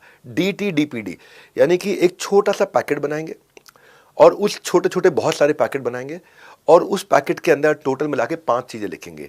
पहला डी का मतलब है डे, किस दिन, फॉर एग्जांपल सोमवार के दिन। उसके बाद है टाइम मतलब पैकेट पे लिखा होगा सुबह 8 बजे। फिर लिखा होगा डेट मतलब कि तारीख क्या है उस दिन, 12 अगस्त। फिर लिखा होगा पिल, कौन कौन सी पिल खानी है, उस पिल के नाम होंगे। फिर लिखा होगा डोजेज मतलब कितनी गोलियां खानी है। DTDPD, डे, टाइम, डेट, पिल और डोजेज। ये इन्होंने सॉर्ट करके दवाइयों का पत्ता नहीं भेजा, दवाइयों को काट के छोटे छोटे पैकेट बना करके डोजेज के हिसाब से भेजे। अब इससे आदमी को सारा हैसल खत्म हो गया, कब कौन सी खानी है। आप पिक्चर में देख रहे हैं, इतना इजी कर दिया DTDPD के साथ में, इस फॉर्मूला के साथ में, कि ये कंपनी को केवल दवाई घर पे पहुंचाने के तरीके में छोटे से चेंज के कारण उस समय $1 बिलियन में बिकी। दवाई सारे ही भेज रहे थे, इनके भेजने का तरीका अलग था। मैं अगली कहानी सुनाता हूं कि कैसे कस्टमर के जीवन में घुसे ओरल बी टूथब्रश का बहुत बढ़िया ब्रांड था, लेकिन छोटे बच्चे 90s में ओरल बी का टूथब्रश नहीं खरीदते थे, यूज ही नहीं करते थे और मार्केट इनकी वहां बढ़ी नहीं रही थी। इन्होंने डिस्काउंट दिए तो भी नहीं चला, फ्री गिफ्ट दिए तो भी नहीं चला, स्कीम्स बनाई तो भी नहीं चला, डिजाइन चेंज किए नहीं चला, कूपन साथ में दिए नहीं चला, खूब मार्केटिंग करी, ब्रांडिंग करी, एडवर्टाइजिंग करी, नहीं चला। 23% मार्केट शेयर था इनका बच्चों के लिए और वही 23% के आसपास और भी ब्रांड्स का था। तो ये कहीं आगे नहीं बढ़ पा रहे थे, परेशान थे, रुका हुआ था धंधा, वहीं का वहीं अटका हुआ था। इन्होंने डिजाइन थिंकिंग का प्रिंसिपल अप्लाई किया। डॉक्टर्स को, साइकोलॉजिस्ट को, पेरेंट्स को, पीडियाट्रिशियन यानी कि बच्चों का डॉक्टर, उसको, डेंटिस्ट को और छोटे बच्चों को, इन सबको इंटरव्यू किया। 6 तरह के इंटरव्यू इन्होंने किए। इंटरव्यू करके समझ में आया कि जो बच्चे के हाथ में ब्रश है, आप ब्रश को ऐसे पकड़ते हो, बच्चा ब्रश को ऐसे पकड़ता है, ऐसे, और ऐसे पकड़ के करता है तो उसको चोट लगती थी, अंदर चोट लगती थी, जोर जोर से लगता था, हम पंचिंग, हर्टिंग होता था दांतों में, या गिर जाता था नीचे।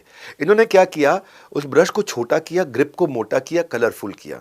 जब ग्रिप को मोटा किया तो उसके लिए पकड़ना आसान हो गया बच्चे के लिए। एक छोटे चेंज के कारण, इसी चेंज के कारण जो कि इंटरव्यू करके किया इन्होंने, इसको बोलता हूं मैं डिजाइन थिंकिंग, मार्केट शेयर इनका 23% से 72% हो गया और ओरल भी चैंपियन बन गया। पर चेंज कैसे किया? इस चेंज को अपने हिसाब से, अपने इंट्यूशन पे नहीं किया। आपको भी यही सिखा रहा हूं, अपडेटेड वर्सेस आउटडेटेड। सक्सेस का ऐसा सोर्स कहीं नहीं मिलेगा भाई, सारी दुनिया में 10 दिन वाला MBA ऐसा कोर्स कहीं नहीं मिलेगा। अब मैं आपको अगली कहानी पे लेके जाता हूं, डिजाइन थिंकिंग पे।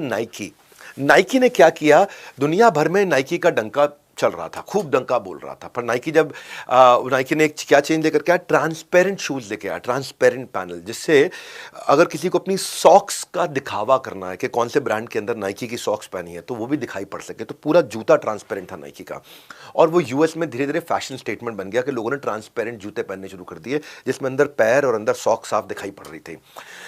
अब ये इंडिया में आया, फेल हो गया, क्योंकि इंडिया में लोग छेद वाले मोजे पहनते हैं, इंडिया में कल्चर फैशन से ज्यादा, जो इंडिया में फैशन कल्चर नहीं, किफायत कल्चर है, पैसा बचाना कल्चर है। मौजों में छेद होता है फिर भी पहनते रहते हैं, मौजे पुरानी हो गए फिर भी पहनते हैं, मौजे किसको दिखने, मौजे किसको दिखने। हमारे यहाँ कल्चर अलग है भारत में। भारत का कल्चर क्या है, यहाँ पे नया सामान इस्तेमाल करने का कल्चर नहीं है। नया सामान घर में पड़ा तो भी नहीं करेंगे। डिनर सेट तब निकलता है घर पे जब मेहमान आते हैं। नई साड़ी तब पहनूंगे जब किसी की शादी होगी। नया सूट किसी फंक्शन में निकालेंगे। नया पर्स पड़ा हुआ, अरे ये किसी को गिफ्ट करने के लिए काम आ जाएगा। और छेद वाले मौजे वो तो पहनते ही हैं, और जब मौजा और पुराना हो जाता है तो उसको सफाई का कपड़ा बनाने के लिए इस्तेमाल करते हैं। इनफैक्ट अभी कुछ समय पहले किंग्स चार्ल्स जो है, किंग चार्ल्स 3, उसने भी छेद वाली सॉक्स पहनी थी। लोग खैर बुरा नहीं माने, लोगों ने उसको खैर वही किया, क्या अप्रिशिएट ही किया कि यार ये तो बड़ा कम खर्चीला आदमी है राजा होने के बावजूद भी। तो नाइकी वापस गया और भारत में जब जूते लेकर के आया तो स्वेट एब्जॉर्बेंट शूज लेकर के आया, क्योंकि भारत के लोगों को पसीना ज़्यादा आता है, यहाँ पे गर्मी ज़्यादा है, यहाँ हीट ज़्यादा है। केवल नॉर्थ के कुछ हिस्से हैं जहाँ पे 3-4 महीने सर्दी रहती है, वरना पूरे देश में लगभग गर्मी ही रहती है।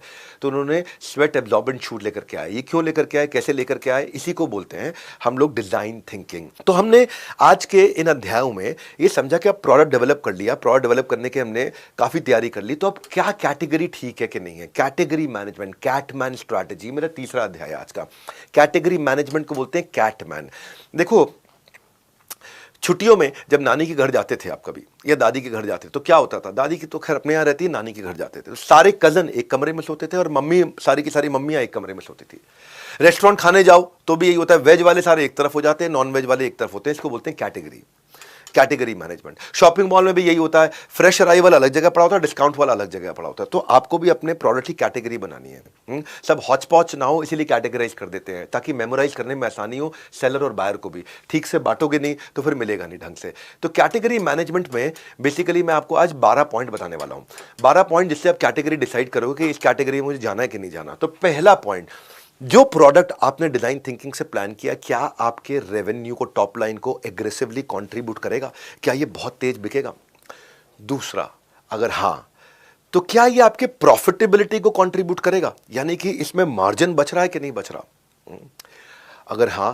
तीसरा, इसको बनाने में कितना एफर्ट जाएगा, वो एफर्ट मैं लगा सकता हूं कि नहीं लगा सकता हूं, इसको इवैल्यूएट करो।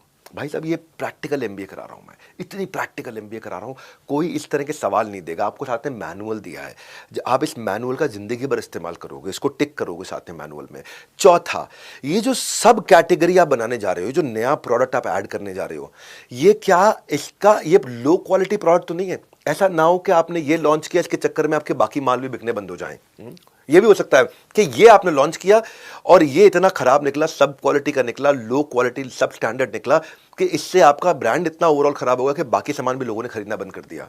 हाँ। पांचवा, अब आप ये प्रोडक्ट बना रहे हो ना, बनाते वक्त पांचवा, जो इस माल को बनाने में और बेचने में मुझे मैन पावर चाहिए, क्या वो मैन पावर बाजार में आसानी से अवेलेबल है कि नहीं। छठा, ये जो नया कैटेगरी है, ये मेरी ब्रांड आइडेंटिटी को मैच कर रहा है कि नहीं कर रहा है। जैसे मैंने बताया, कोलगेट फ्रोजन फूड में आ गया, मैकडॉनल्ड्स सैलेड्स के अंदर आ गया, नहीं चला। एक दफा ऐसे ही पेप्सी भी ट्रांसपेरेंट पेप्सी लेके आया था एक टाइम पे, वाइट पानी जैसी पेप्सी, 90s की बात कर रहा हूं, नहीं चला क्योंकि लोगों को कैफीन चाहिए था, ब्लैक पेप्सी चाहिए थी। सातवां, ब्रांड आइडेंटिटी समझ गए आप कि आपकी ब्रांड आइडेंटिटी को मैच करता है नहीं करता। जैसे पतंजलि जीन्स लेके आया, ब्रांड आइडेंटिटी को मैच नहीं करता, जीन्स स्वदेशी लगती नहीं है नेचर में।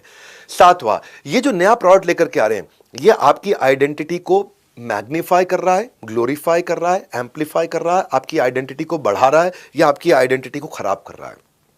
आठवां, जो प्रोडक्ट आप बनाने जा रहे हो, इसका रॉ मटेरियल अवेलेबल है कि नहीं है बाजार में, इसकी पैकेजिंग और फाइनल प्रोडक्ट कैसा बनेगा। तो कई बार ऐसा होता है, आप कोई चीज बनाने जा रहे हो, आप बनाना चाहते हो, लेकिन उसका रॉ मटेरियल आपको इंपोर्ट करना पड़ता है या अवेलेबल नहीं है, वहां से इंपोर्ट करना पड़ रहा है जहां ड्यूटी ज्यादा पड़ रही है आपको।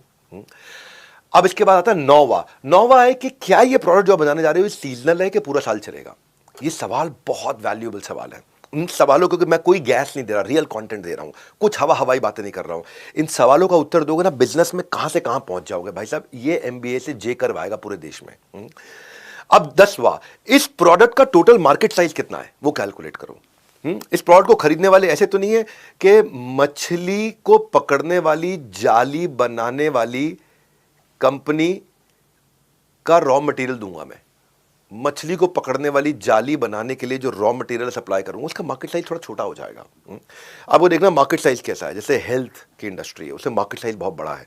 ऐसे बहुत सारी इंडस्ट्रीज है, मार्केट साइज बड़ा है। आप देखो इसका टोटल कस्टमर बेस, इसका कितना पोटेंशियल कस्टमर बेस है, 11वां। आपको ये देखना है कि ये फास्ट मूविंग है, स्लो मूविंग है, नॉन मूविंग है। एबीसी एनालिसिस करो इन्वेंट्री का। ऐसा ना हो जाए ये माल फंस जाता हो, और फंसेगा तो आपका आपका वर्किंग कैपिटल फंसेगा, जिससे आता है मेरा 12वां पॉइंट कि इस धंधे को चलाने में कितना वर्किंग कैपिटल चाहिए, कितने महीने के लिए वर्किंग कैपिटल चाहिए, इस नई कैटेगरी को बिल्ड करने के लिए, इस नए प्रोडक्ट को बिल्ड करने के लिए मुझे कितने दिन का रनवे चाहिए। हवाई जहाज उड़ने से पहले थोड़ी देर जमीन पर चलता है, और जमीन पर चलता है, स्पीड पकड़ता है, उसके बाद उड़ता है, उसको बोलते हैं रनवे। ऐसे ही धंधे में नया प्रोडक्ट को बिल्ड करने के लिए आपको रनवे चाहिए। कितने महीनों की सैलरी बांटनी पड़ेगी, क्योंकि इसके लिए आप नई मैन पावर लेके आओगे। जब तक ये बाजार में उतरेगा, हो सकता है आपको 6 महीने लग जाएं, उस रनवे पे 9 महीने लग जाएं। तो क्या 9 महीने के लिए जो भी आपने 10 20 50 आदमी रखे उनके लिए तनख्वाहें बांटने के लिए, बना करके पैसा ब्लॉक करने के लिए, माल को बनाने के लिए, माल को प्रोक्योर करने के लिए इन्वेंट आपके पास में वर्किंग कैपिटल है कि नहीं है। ये 12 चीज़ों को इवैल्यूएट करके आप अपने प्रोडक्ट को डेवलप करोगे। अब जब प्रोडक्ट को डेवलप करोगे, देखो क्या उस प्रोडक्ट के साथ एंसिलरी प्रोडक्ट है जो बार बार बिक सकता है। उसको बोलते हैं मेरा अगला topic bait and hook model. इसी चैप्टर का अगला सब्जेक्ट है बेट एंड हुक मॉडल, यानी कि रिकरिंग रेवेन्यू की पॉसिबिलिटी। कंपनी मेन प्रोडक्ट सस्ते में देती है और रिकरिंग साथ में एंसिलरी आइटम बार बार उपयोग होने वाली महंगे में बेच करके खूब पैसा कमा लेती है। इसके बहुत एग्जांपल हैं। हाँ, जिलेट के कुछ रेजर ऐसे आते हैं कि रेजर आता है 350 रुपए का, लेकिन उसके बाद जो ब्लेड आ रहा है वो आ रहा है 680 रुपए का, जो उसमें ब्लेड चेंज करना पड़ता है, जो एक्सपेंसिव रेजर्स होते हैं। तो क्या कंपनी रेजर से नहीं कमाती उतना ज़्यादा जितना बाद में ब्लेड बेच बेच के कमाती रहती है। ऑल आउट ने ऐसा बहुत किया। ऑल आउट की मशीन आती है 90 रुपए की, लेकिन उसका रीफिल आता है 70 रुपए का। मशीन बेच के उतना नहीं कमाएंगे, लेकिन आदमी जब मशीन लेगा तो रीफिल लेता रहेगा, रीफिल खत्म हो जाता है, लिक्विड फिर लेता है। इसको बोलते हैं बेट एंड हुक मॉडल। तो जो मशीन थी वो बेट थी। हो सकता है मशीन 150 की बिकनी चाहिए थी, पर मशीन 90 रुपए की दे देते हैं, लेकिन रीफिल उसमें अच्छा कमा लेते हैं। जैसे किंडल है, किंडल में किताबें पढ़ते हैं, तो एक बार किंडल खरीदने में उतना पैसा नहीं लगा, लेकिन बार बार ई बुक लेता रहेगा, पैसा लगता रहेगा। गन एंड बुलेट स्ट्रैटेजी बोलते हैं कि बंदूक लिया तो बाद में गोलियां भी खरीदनी पड़ेगी। कॉफी मशीन ली तो बाद में कॉफी के कैप्सूल भी लेने पड़ेंगे। प्रिंटर लिया तो बाद में कार्ट्रिज इंक का लेना पड़ेगा। वीडियो गेम लिया तो वीडियो गेम के सीडी या सॉफ्टवेयर लेने पड़ेंगे। वाटर प्यूरीफायर लिया तो बाद में फिल्टर बदलना पड़ेगा। एयर प्यूरीफायर लिया तो बाद में फिल्टर बदलना पड़ेगा। तो क्या आप अपने बिजनेस में प्रोडक्ट बिल्ड करते वक्त hook bait and hook model, यानी कि बेस प्रोडक्ट के साथ रिकरिंग प्रोडक्ट लगा सकते हो? कोई कि एक बार बेस प्रोडक्ट लिया, रिकरिंग। ऐसे गाड़ी है, मारुति है, मारुति एक बार बेची लेकिन सर्विस सेंटर से खूब पैसा कमाते रहे। होंडा एक बार बेची, सर्विस सेंटर से पैसा कमाते रहे। इसको बोलते हैं बेट एंड हुक मॉडल। ज्यादातर जो गाड़ियों के डीलर्स हैं वो गाड़ियों की डीलरशिप गाड़ी बेच के नहीं कमाते, गाड़ी की सर्विस करके कमाते हैं। ये है बेट एंड हुक मॉडल। बेट मतलब आपने एक आटे की गोली फेंकी कांटे में लगा के, जिससे अपने मछली को पकड़ लिया, वो हो गया हुक उसका। हाँ, चौथे अध्याय पे अब आपने फाइनल कर लिया आपको बनाना क्या है। आप बनाने चले गए। अब उसको बेचने के लिए क्या आप एक प्लेटफॉर्म बना सकते हो? प्लेटफॉर्म को क्या बोलते हैं? Platform based product, digital platform based product, जिसमें इकोसिस्टम बन जाए, कनेक्टिंग दी अनकनेक्टेड। क्या अर्थ हुआ? बड़ा टेक्निकल, बहुत प्यारा टॉपिक है। इस टॉपिक के ऊपर एक सेमेस्टर हार्वर्ड में पढ़ाया जाता है। कनेक्टिंग दी अनकनेक्टेड, दो लोगों को आपस में कनेक्ट किया, वो दोनों आपस में धंधा कर रहे हैं, पैसा मैं कमा रहा हूं। इसको बोलते हैं मल्टी साइडेड ट्रांजैक्शन। आज तक क्या होता था? माल दो पैसा लो, माल दो पैसा लो, माल दो पैसा लो। मैंने उसको सामान दिया, उससे पैसा लिया। इसको क्या बोलते हैं? ये बोलते हैं पाइप बिजनेस। एक होता है प्लेटफॉर्म बेस्ड बिजनेस। ध्यान से सुनना, बहुत अमेजिंग कंटेंट दे रहा हूं। एप्पल प्लेटफॉर्म है, अल्फाबेट यानी गूगल प्लेटफॉर्म है, अमेजॉन प्लेटफॉर्म है, फेसबुक प्लेटफॉर्म है, माइक्रोसॉफ्ट प्लेटफॉर्म है। दुनिया की 10 सबसे बड़ी कंपनीज में से 5 कंपनीज खाली प्लेटफॉर्म्स ही हैं। बल्कि दुनिया में 7 सबसे बड़ी कंपनीज में से 5 प्लेटफॉर्म है। प्लेटफॉर्म का अर्थ क्या हुआ? जीव जीवस्य जीवनम। जब एक जीव का जीवन दूसरे जीव के जीवन पर निर्भर होने लग जाए, दोनों आपस में धंधा करने लगे और पैसा मैं कमा लूं। That's what I am saying. और ये हर बिजनेस में किया जा सकता है। ये इसमें थोड़ा डिजिटलाइजेशन का रोल होता है। कभी सोचा नहीं था हमने, किसी ने कहा है बात कि कभी सोचा नहीं था डिजिटलाइजेशन इस कदर बढ़ जाएगा कि प्यार का भी ऑनलाइन व्यापार शुरू हो जाएगा। आज प्यार की, है ना, लव डेटिंग ऐप कितनी सारी हैं। लड़का लड़की एक दूसरे को ढूंढते हैं, मिलते हैं और पैसा प्लेटफॉर्म कमा रहा है। लड़का लड़की आपस में ट्रांजैक्शंस कर रहे हैं, शादी रिश्ता कर रहे हैं, पैसा प्लेटफॉर्म कमा रहा है, मैं पैसा कमा रहा हूँ। यानी कि आजकल किसी ने बड़ी अच्छी बात मैंने व्हाट्सएप पे पढ़ी थी, कहते हैं आजकल वो हमसे डिजिटल नफरत करने लगे हैं। हमें ऑनलाइन देखते ही अपना लास्ट सीन डीएक्टिवेट कर देते हैं। डिजिटल वर्ल्ड इतना बढ़ गया है कि जो लोकतंत्र के जो चार डेमोक्रेसी के चार पिलर हुआ करते थे, क्या लॉ, एडमिनिस्ट्रेशन, जुडिशरी और मीडिया, अब पांचवा पिलर आ गया डिजिटलाइजेशन। कि बच्चों को भी जब भूख जो है वो सब्जी से नहीं पबजी से मिटती है। सोशल मीडिया जब नहीं था तो लोग सोशल हुआ करते थे। पहले जमाने में सुबह उठते ही लोग बीवी को देख के करते थे स्माइल, आज के ज़माने में उठते के साथ हाथ में पकड़ लेते हैं मोबाइल। ये है डिजिटलाइजेशन। डिजिटल जो है कॉस्ट इफेक्टिव हो गया, ज़्यादा कस्टमर पे पहुंच सकते हो। डिजिटल से आरओआई ज़्यादा आता है, रिटर्न ऑन इन्वेस्टमेंट। डिजिटल एक ऑटोमेटेड एफिशिएंट प्रोसेस है, स्ट्रीमलाइन प्रोसेस है, हायर प्रोडक्टिविटी आती है। डिजिटलाइजेशन में पोटेंशियल है जो आपका 90% ऑपरेशनल एक्सपेंस को बचा सकता है। अब मैं समझाता हूं कि प्लेटफॉर्म के फायदे क्या हैं, क्या होता है ये प्लेटफॉर्म, क्या फायदा होता है, क्यों बनाया जाता है। प्लेटफॉर्म जो है छोटे सारे बिजनेसेस को आपस में जोड़ करके उनको उनकी होम स्टेट से बाहर ले जाता है। हर धंधे में प्लेटफॉर्म बनाया जा सकता है। प्लेटफॉर्म का मतलब है मैं धंधा नहीं कर रहा हूं, लोग धंधा कर रहे हैं मेरे प्लेटफॉर्म पे आकर के। आप एक बात को समझो, घुड़सवारी रेस कोर्स में रेसेस लगती हैं, जुआ खेला जाता है, सट्टा खेला जाता है कसीनो के अंदर, रेस कोर्स में सट्टा खेला जाता है। याद रखना, सट्टा खेलने वाला कभी नहीं कमाता, सट्टा खिलाने वाला कमाता है। असली कमाई किसकी होती है? कसीनो के मालिक की होती है। कसीनो में खेलने वाले की हो या ना हो कोई कंफर्म नहीं है। हाँ, रेस कोर्स में घोड़ा दौड़ाने वाले की कमाई हो ना हो, 12 घोड़ों में से एक जीतेगा। हाँ, लेकिन जिसका रेस कोर्स है वो जरूर कमाएगा। तो ये होता है प्लेटफॉर्म। प्लेटफॉर्म एफिशिएंसी इंप्रूव कर देता है, लोगों को कॉम्पिटिटिव बना देता है और अनकनेक्टेड लोगों को आपस में कनेक्ट कर देता है। प्लेटफॉर्म का एक रूल क्या होता है? प्लेटफॉर्म का रूल होता है एक्सटर्नलाइजिंग द इंटरनल कॉस्ट। जो खर्चा मुझे करना था आज कोई और कर रहा है। जैसे ऊबर के पास 10 करोड़ गाड़ियां हैं, लेकिन ये ऊबर की नहीं है, ड्राइवर्स की अपनी गाड़ियां हैं। तो ऊबर का जो कैपिटल लगना था वो लोगों ने एक्सटर्नलाइजिंग द इंटरनल कॉस्ट, जो मेरी कॉस्ट है वो कोई और मैनेज कर रहा है ना। तो जैसे फॉर एग्जांपल ओयो के पास में आज हजारों होटल्स हैं, पर ये ओयो के नहीं है। उसने अपनी कॉस्ट को एक्सटर्नलाइज कर दिया है, किसी और ने पैसा लगाया, 10 करोड़ का होटल बनाया, कमरा ओयो चढ़ा रहा है। यानी कि कमरे में रहता कोई और है, हाँ, और कमरा का मालिक कोई और है, वो पैसा ओयो कमा रहा है। This is called platform. अगर मैं अपना होटल बनाऊंगा तो 100 कमरे 150 कमरे दे पाऊंगा, लेकिन अगर मैं प्लेटफॉर्म बनाऊंगा तो हजारों लाखों कमरे दे पाऊंगा। तो अनकनेक्टेड लोग कनेक्ट हो गए, एक ओयो का मालिक, एक होटल का मालिक और एक वहां पे आके रुकने वाला आदमी कनेक्ट हो गया आपस में। प्लेटफॉर्म जो है वो जोग्राफिकल बैरियर्स को ख़त्म करता है, लोगों को आपस में कनेक्ट करता है। मैं जो कंटेंट दे रहा हूँ ना, अगर यहाँ अटेंशन दोगे तो कस्टमर रिटेंशन के लिए सोचना नहीं पड़ेगा। जितनी दोगे अटेंशन उतना रहेगा आपके पास कस्टमर रिटेंशन। तो कॉपी पेन लेकर के बैठिए, लिखिए एक एक बात, याद रखना फ्री में तो दोबारा नहीं होने वाला रिपीट टेलीकास्ट। अब प्लेटफॉर्म बनाने के लिए कहानी को आगे बढ़ाता हूं। आपको दो हिस्से समझने जरूरी हैं। एक हिस्सा होता है सप्लाई साइड, एक होता है डिमांड साइड। अब आपको दोनों में से किसी एक को अपना बनाना पड़ता है, या सप्लाई साइड को या डिमांड साइड को। जैसे अमेजॉन है, अमेजॉन में सप्लाई साइड पे सेलर आ गए, डिमांड साइड पे बायर आ गए। तो अमेजॉन ने किस पे मेहनत करी? अमेजॉन कस्टमर लाने पे मेहनत किया, बेचने वाले अपने आप आ गए।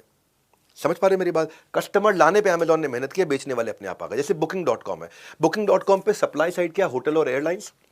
डिमांड साइड क्या? ट्रैवलर, जिसको ट्रैवल करना है, जिसको होटल में जाकर रुकना है। तो अब बुकिंग.com ने क्या किया? कस्टमर ले आया, होटल का कमरा चढ़ाने वाले अपने आप चुपचाप आ गए, सस्ते में भी होटल का कमरा चढ़ा दिया। गूगल पे दो साइड हो गई, सप्लाई साइड हो गई वेबसाइट का मालिक, डिमांड साइड हो गई रीडर जिसने पढ़ना है। अब गूगल पढ़ने वालों को ले आया, लिखने वाले अपने आप आ गए। तो आपको दोनों जगह मेहनत नहीं करनी, आपको सोचना है मुझे किसको लेके आना है, दूसरा अपने आप आएगा। मेरे को याद है बचपन में मैं अपने दोस्त के साथ में, स्कूल खत्म होने के बाद कॉलेज में था, वो पहली बार क्लब लेके गया मेरे को, नाइट क्लब। दिल्ली में एक होटल हुआ करता था, अभी भी है, हयात रेजेंसी। उसमें बेसमेंट में क्लब होता था, जिन्स, डी जिन्स लिखता था, डी साइलेंट होता था, जिन्स। वो जिन्स में हम गए, तो हमने बोला भाई हम भी क्लब में आएंगे आज, पहली बार गए थे, अभी कॉलेज में आए ही थे। उसने कहा ठीक है आइए। तो हमने पूछा क्या फीस है? तो उसने कहा लड़कियों के लिए फ्री है, कपल के लिए 2000 रुपया है, और स्टैग एंट्री का 4000 रुपया, लड़का अकेला आएगा 4000 रुपया है। तो हम कहा यार ये इतना भेदभाव क्यों, लिंग के आधार पे? लड़कियों के लिए फ्री और लड़कों के लिए 4000 रुपये, ऐसा क्यों? कपल 2000 में जा रहा है। तो उसने बोला कि भाई देखो, अगर लड़के लड़के सारे घुस गए तो क्लब का माहौल खराब हो जाएगा। अब तब मैंने दिमाग लगाया, मुझे समझ में आया वो ये कहना चाह रहा है अगर देवियां आ गई तो देवता पैसे देते हुए भी आ जाएंगे, इसलिए ज़रा देवियों को ले आओ। तो ये है डिमांड साइड, सप्लाई साइड। एक पे इन्वेस्ट करो, उसको ले आओ, दूसरे वाले सारे अपने आप आ जाएंगे। हाँ, जैसे स्पॉटिफाई जहाँ पे गाना सुनते हो आप लोग, सप्लाई साइड क्या, आर्टिस्ट, आर्टिस्ट अपना गाना देता है, डिमांड साइड क्या, लिसनर, लिसनर गाना सुनता है। अगर लिसनर को ले आए तो आर्टिस्ट अपने गाने सारे अपने आप दे देंगे। तो आपको ढूंढना है आपके धंधे में किस एक साइड को लेकर के आना है। हाँ, उबर में जैसे मैंने समझाया, उबर में क्या हुआ, राइडर जो बेचारा पैसेंजर है वो अगर आ गया तो ड्राइवर अपने आप आ जाएंगे। धंधा आना चाहिए, ड्राइवर अपने आप आ जाएंगे, उनको ड्राइवरों पर उतनी मेहनत नहीं करनी पड़ेगी जितनी पैसेंजर पे करनी है।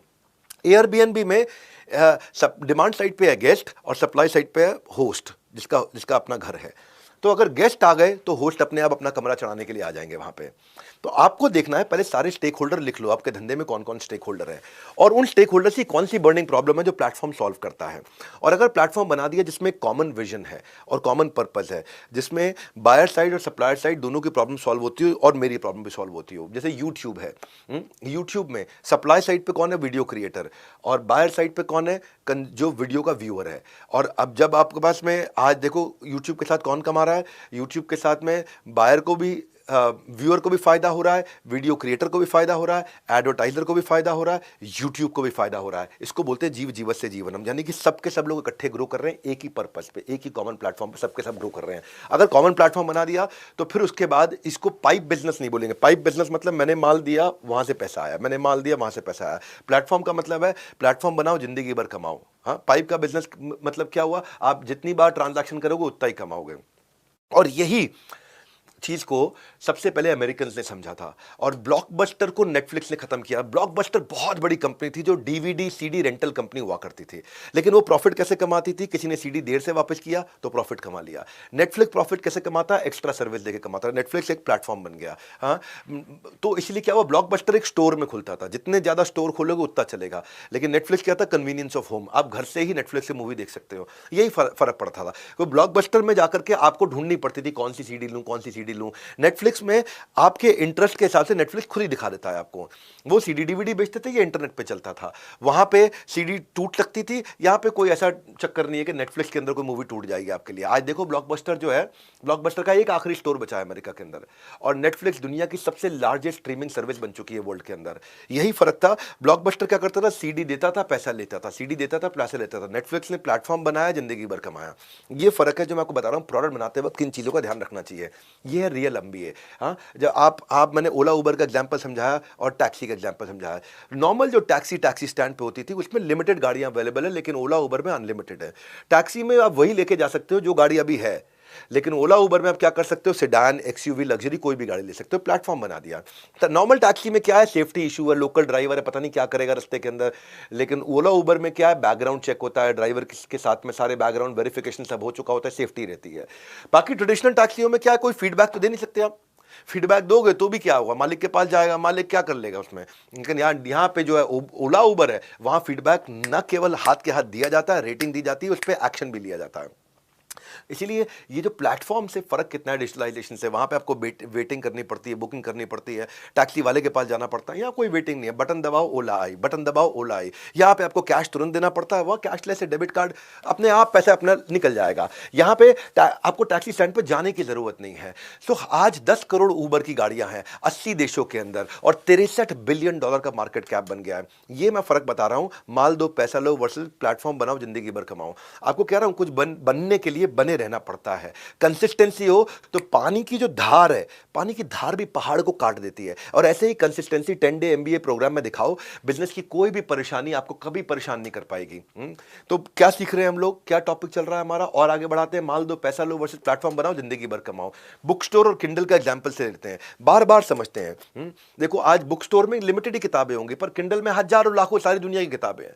बुक स्टोर आपकी जगह घेरेगा, किंडल जगह नहीं घेरता है। बुक स्टोर से किताब पढ़ोगे आंखों पे स्ट्रेन होगा, किंडल में फॉन्ट बड़ा कर सकते हो। बुक स्टोर का क्या चक्कर है, किताब को खरीदोगे फिजिकली बुक स्टोर में जाके फट सकती है, किंडल में कभी हमेशा स्टोर्ड रहेगी। बुक स्टोर में आपको डिक्शनरी अलग से लेके खोलनी पड़ती है, किंडल में इनबिल्ट डिक्शनरी है। बुक स्टोर आपको लोकल ऑडियंस को कैटर करेगी, ये ग्लोबल कैटर करेगी। बुक स्टोर में पढ़ना मैंडेटरी है, यहाँ पे आप ऑडियो भी सुन सकते हो, किताब को सुन भी सकते हो। बुक स्टोर से किताब लेकर के आए, लॉन्ग डिस्टेंस फ्रेंड को नहीं भेज सकते आप अमेरिका यूरोप, यहाँ पे तो यूजर ID पासवर्ड शेयर किया पहुंच गए। तो आज अमेजॉन के पास 50% से ज्यादा प्रिंट किताबों का मार्केट शेयर है, 70% से ज्यादा ई बुक्स का मार्केट शेयर है। मैं ये समझा रहा हूं कि प्लेटफॉर्म बनाओ जिंदगी भर कमाओ। आगे बढ़ने से पहले चेक कर रहा हूं कि मैनुअल आपने खोल रखा है कि नहीं। स्क्रीन पे साथ में पेज नंबर भी आ रहे हैं, पेज नंबर्स को फॉलो करते रहो और मैनुअल के साथ मैच करते रहो। आप देखोगे कि आजकल property dealers, real estate agent, उन सबके धंधे को भी खराब किया जा रहा है डिजिटल रियल एस्टेट से, क्योंकि वो बेचारे प्रॉपर्टी टू प्रॉपर्टी विजिट कराते हैं, यहाँ पे डिजिटल में 3D पिक्चर से सारा टाइम सेव हो जाता है। उस बेचारे को लिमिटेड नॉलेज होगी अपने इलाके की, Noida sector 135, Noida sector 91, Noida sector 37, लेकिन यहाँ डिजिटल रियल एस्टेट है, न केवल नोएडा बल्कि पूरे भारत के डायनामिक सर्च फिल्टर लगा दिए हैं, प्लेटफॉर्म बना दिया, प्रॉपर्टी चढ़ाने वाला भी आ रहा है, बेचने वाला भी आ रहा है, खरीदने वाला भी आ रहा है।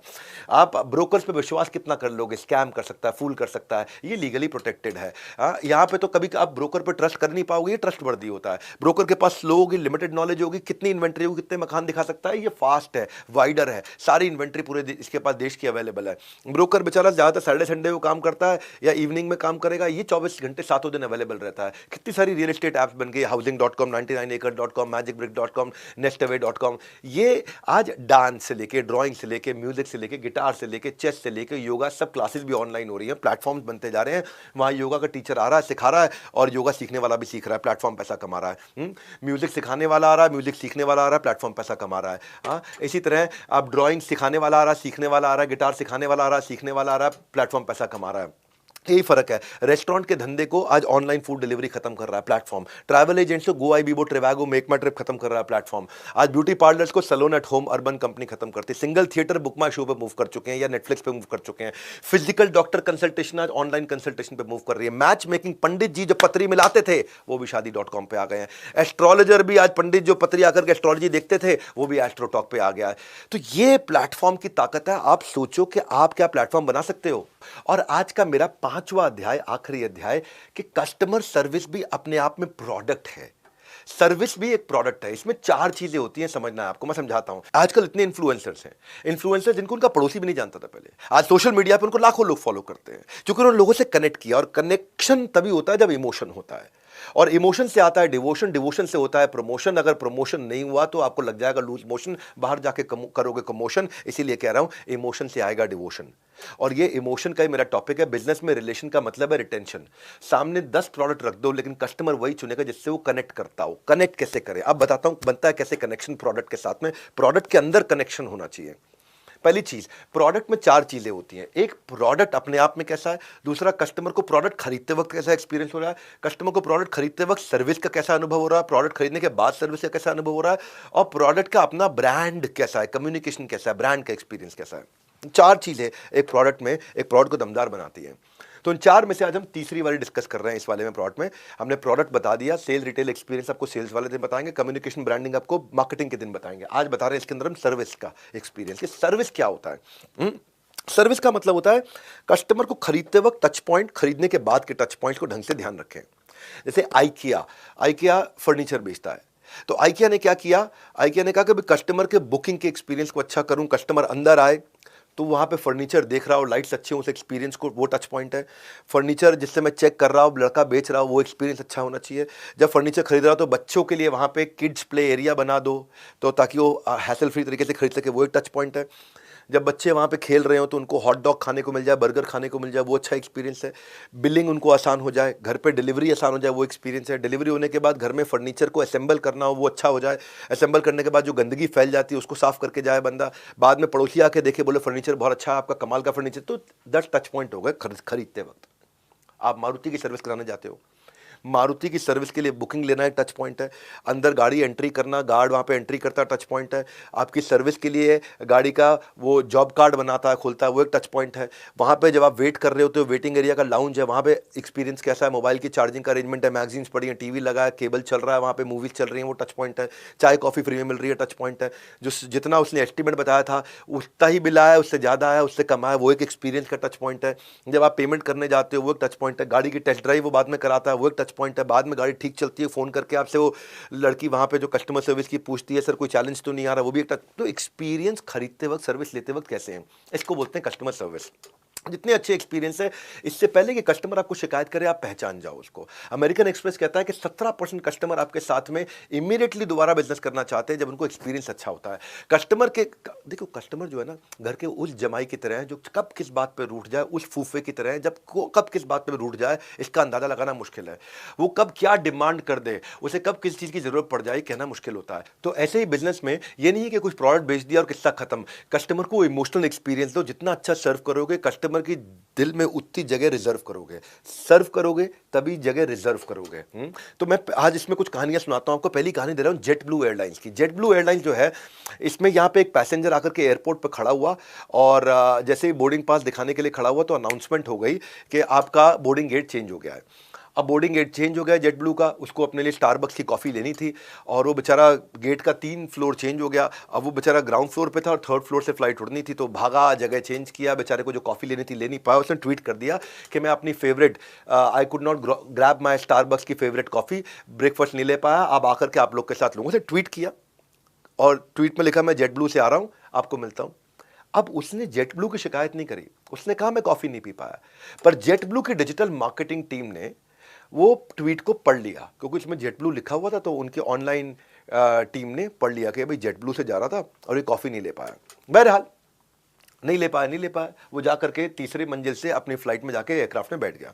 जब बैठा तो वहीं पे एयर होस्टेस आई, सर आपकी फेवरेट कॉफ़ी जो हमारा गेट चेंज करने के कारण आप नहीं खरीद पाए थे, नहीं ले पाए, वो खुद ही लेकर के आ गई। क्यों? क्योंकि डिजिटल टीम ने बता दिया भाई तुम्हारी गलती के कारण ये कॉफ़ी नहीं ले पाया, दे करके आओ। इसके मन में अरे वाह की feeling I. Now that's called customer service. ये कस्टमर की शिकायत लगाने से पहले ही आपको पता चल जाए। कस्टमर को बड़े जेस्चर नहीं चाहिए, बस वो जानना चाहते हैं कि आप उन्हें अप्रिशिएट कर रहे हो कि नहीं कर रहे हो। वो इतना परसीव कर ले आप उन्हें अप्रिशिएट कर रहे हो, कर चल जाएगा। कस्टमर सर्विस में out of the box customer के एक्सपीरियंस के बारे में सोचना है, ये भी एक प्रोडक्ट है।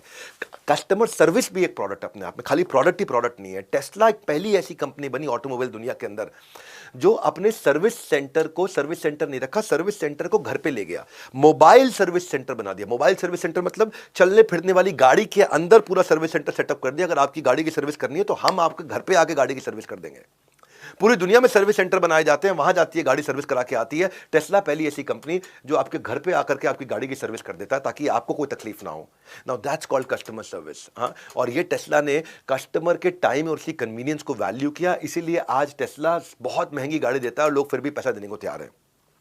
कस्टमर सर्विस एक ऐसा एक्सपीरियंस है, मैं आपको बताता हूं कि जब कोविड का टाइम चल रहा था तो एक बेचारी बॉस्टन के अंदर एक बूढ़ी दादी 90 साल की फंस गई। बॉस्टन में फंस गई। न्यू जर्सी से उसकी पोती ने एक ट्वीट किया, और क्या ट्वीट किया कि बाहर हेलस्टॉर्म और स्नोस्टॉर्म हो रहा है, मेरी बूढ़ी दादी अकेली घर में बैठी है, उनके पास ग्रोसरी नहीं है, खाने का सामान नहीं है, क्या कोई उनकी बॉस्टन में जाके मदद कर सकता है, उनको 15 दिन का राशन दे सकता है, मैं पैसे भेज दूंगी, यहां से मैं पैसे ऑनलाइन ट्रांसफर कर दूंगी, कृपया करके कोई बॉस्टन में मेरी मदद कर दो। अब ये ट्वीट वहां पे लोग लाइक कर रहे थे, नीचे कमेंट कर रहे थे, मैं ट्राई करता हूं। इतने में ट्वीट बास्किन रॉबिन्स के आउटलेट पे खड़े एक लड़के ने पढ़ लिया। उसने कहा कोविड का टाइम है, वैसे कोई आइसक्रीम खाने आ नहीं रहा, चलो हम ही जाके ग्रोसरी दे आते हैं। तो आसपास के लड़कों ने बोला भाई हमारा काम आइसक्रीम बेचना है, ग्रोसरी देना नहीं है। उसने कहा वैसे भी यार कोविड में हम लोग खाली बैठे हैं, तो आपस में आइसक्रीम बेचने वाले लड़के जो होते हैं उनके जो पार्लर पे, वो आपस में चर्चा कर ही रहे थे, तो उन्होंने डिसाइड किया चलो जाके राशन दे के आते हैं। 20 दिन का राशन देकर दे के आए और पैसे भी नहीं लिए। वो लड़की ने फिर से ट्वीट किया, न्यू जर्सी से ट्वीट किया कि बास्किन रॉबिन्स को मैं धन्यवाद करना चाहती हूं, मेरी बूढ़ी दादी शायद शरीर छोड़ देती, उसका देहांत हो जाता अगर कोई उनको वहां राशन नहीं दे के आता। ये बास्किन रॉबिन्स वाले कितने अद्भुत लोग हैं, उनको राशन दे करके आए। ये ट्वीट अचानक वायरल हो गया। ये ट्वीट वायरल हुआ और ये ट्वीट बराक ओबामा ने पढ़ लिया। बराक ओबामा अब राष्ट्रपति नहीं थे हालांकि, लेकिन दुनिया के सबसे शक्तिशाली देश के सबसे शक्तिशाली राष्ट्रपतियों में से एक रहे हैं।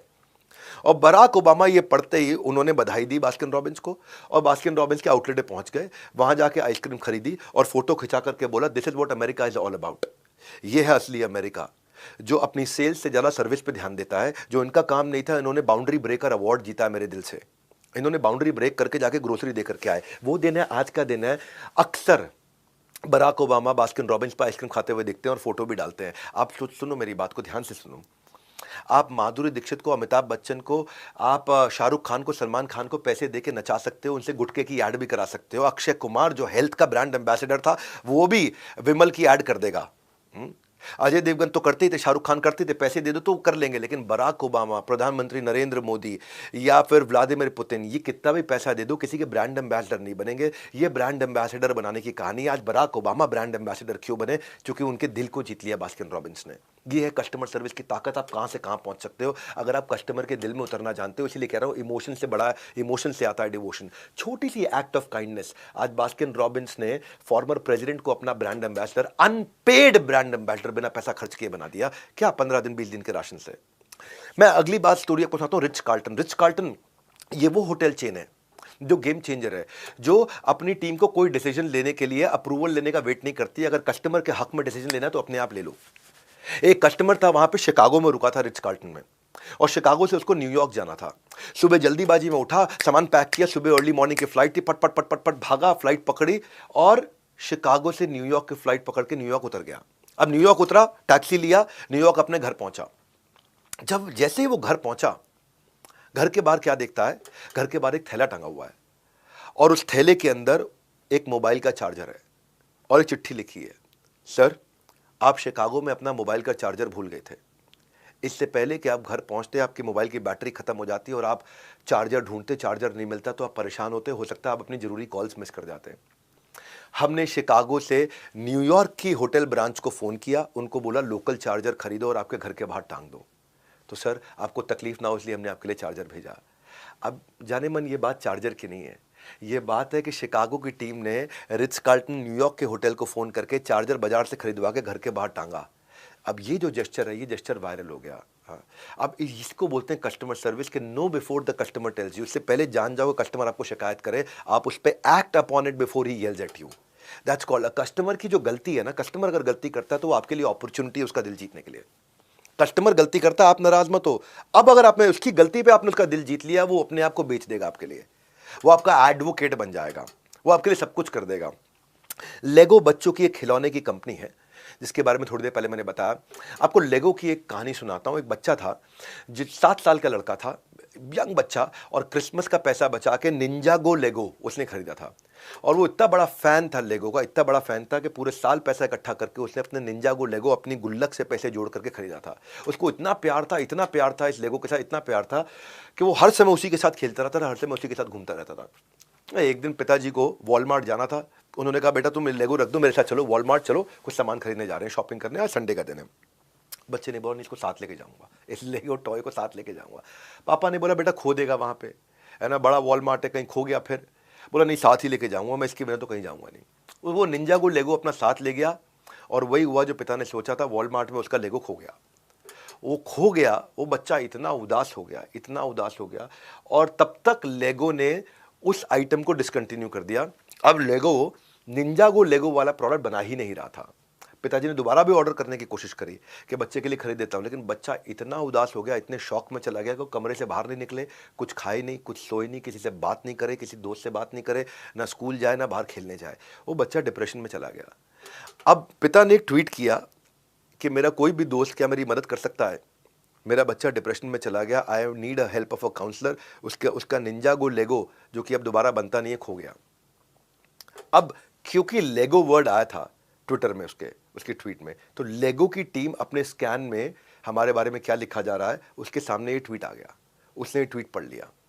ट्वीट पढ़ने के बाद ये निंजागो नहीं बनाते थे, बावजूद इसके ये जान के कि बच्चा डिप्रेशन में है, इन्होंने स्पेशली असेंबली लाइन रेडी करके वो एक आइटम निंजागो लेगो बनाया, उसके 2 सेट बनाए और ले करके उनके घर पहुंच गए और जाके बच्चे को दिया। बच्चा खूब खुश हुआ, रोने लगा, और जैसे ही बच्चे ने वो लिया उतना एक्साइटेड हुआ, इतना रोया, इतना हंसा, इतना रोया, इतना हंसा, हंस रहा है, आंख में आंसू बह रहे हैं, रो रहा है। पिता ने उसका वीडियो बना लिया, वो अनबॉक्सिंग करते हुए लेगो का। वो वीडियो हो गया पूरे देश में वायरल, और इतना वायरल हो गया कि पूरे देश ने लेगो की तारीफ करी। जाने मन ये खर्चा लेगो बनाने का नहीं था खाली। क्या खर्चा आया?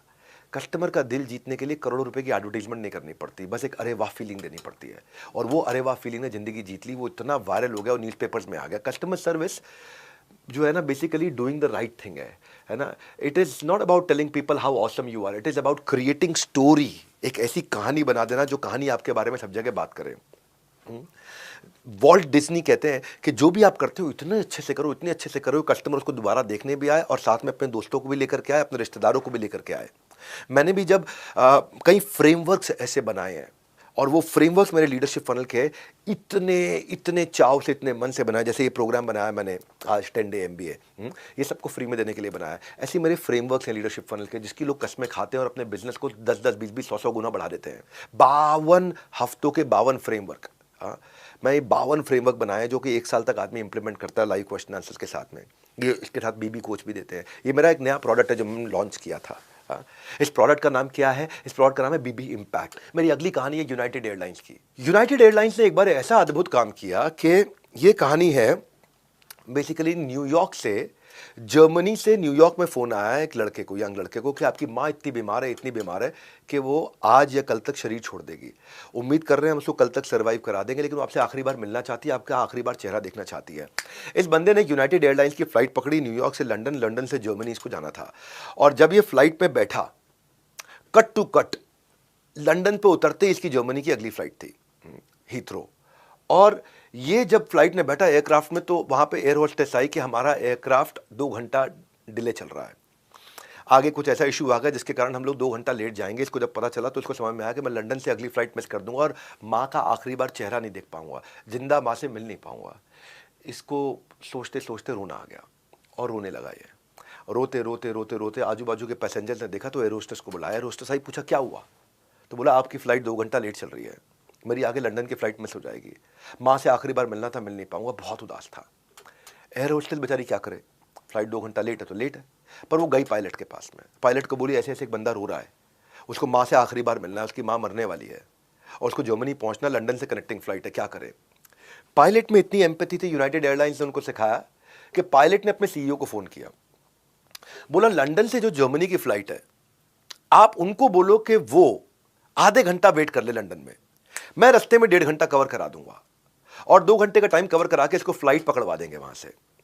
अब सोचो कि यूनाइटेड एयरलाइंस के सीईओ ने जर्मन एयरलाइंस के सीईओ को फोन किया और उनको बताया, रिक्वेस्ट की, ऐसी ऐसी कहानी है, आधा घंटा आप लेट करो। 1.5 घंटा इसने कवर किया, कवर करके इसने लंदन लैंड कराया। वहां उनका क्रू था जो हाई स्पीड पे इनको दूसरे बोर्डिंग गेट पे ले गया जहां से उनका बोर्डिंग पास रेडी था। उसने जाकर के वहां फ्लाइट पकड़ी जर्मनी के लिए। जर्मनी की फ्लाइट पकड़ के ये अपने घर की तरफ टैक्सी लेकर के भागा, पहुंचा और जैसे ही घर पे पहुंचा तो माँ को देखा और माँ के साथ इसने गले लग गया। माँ ने भी हाथ खोले, इसने भी हाथ खोले और एक दूसरे के गले लगे। माँ भी रोई, ये भी रोया और उसके 5 मिनट के बाद माँ ने दम तोड़ दिया।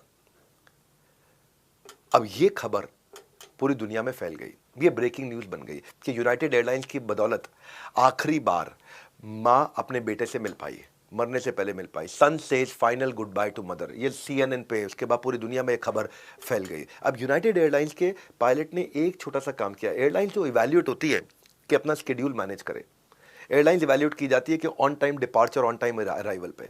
उन्होंने वहाँ पे लंदन में फ्लाइट लेट कराई, यहाँ से कवर अप किया, बहुत मेहनत करी। Now this is called, what is called customer service, कि आज हम उनकी कहानी सुन रहे हैं यहाँ पे। आज कस्टमर सर्विस का मतलब यही, ये एक नया बैटल ग्राउंड बन गया, युद्ध स्थली बदल गई, खाली प्रोडक्ट युद्ध नहीं है अब सर्विस युद्ध बन चुका है कि सर्विस आप कितनी अच्छी दे पाते हो, कितनी एम्पैथी रख पाते हो। फेडेक्स का नाम सुना है आपने? फेडेक्स का एक ब्रांड प्रॉमिस है, एब्सोल्युटली पॉजिटिवली ओवरनाइट डिलीवरी, रातों रात डिलीवरी करके ही देंगे हम। आप आज कोई सामान भेजो न्यू दिल्ली से न्यूयॉर्क, 1 दिन में हम पहुंचा देंगे। आप मॉस्को से मैनहट्टन 1 दिन में पहुंचा देंगे, मुंबई से मॉस्को 1 दिन में पहुंचा देंगे। That is what FedEx is all about.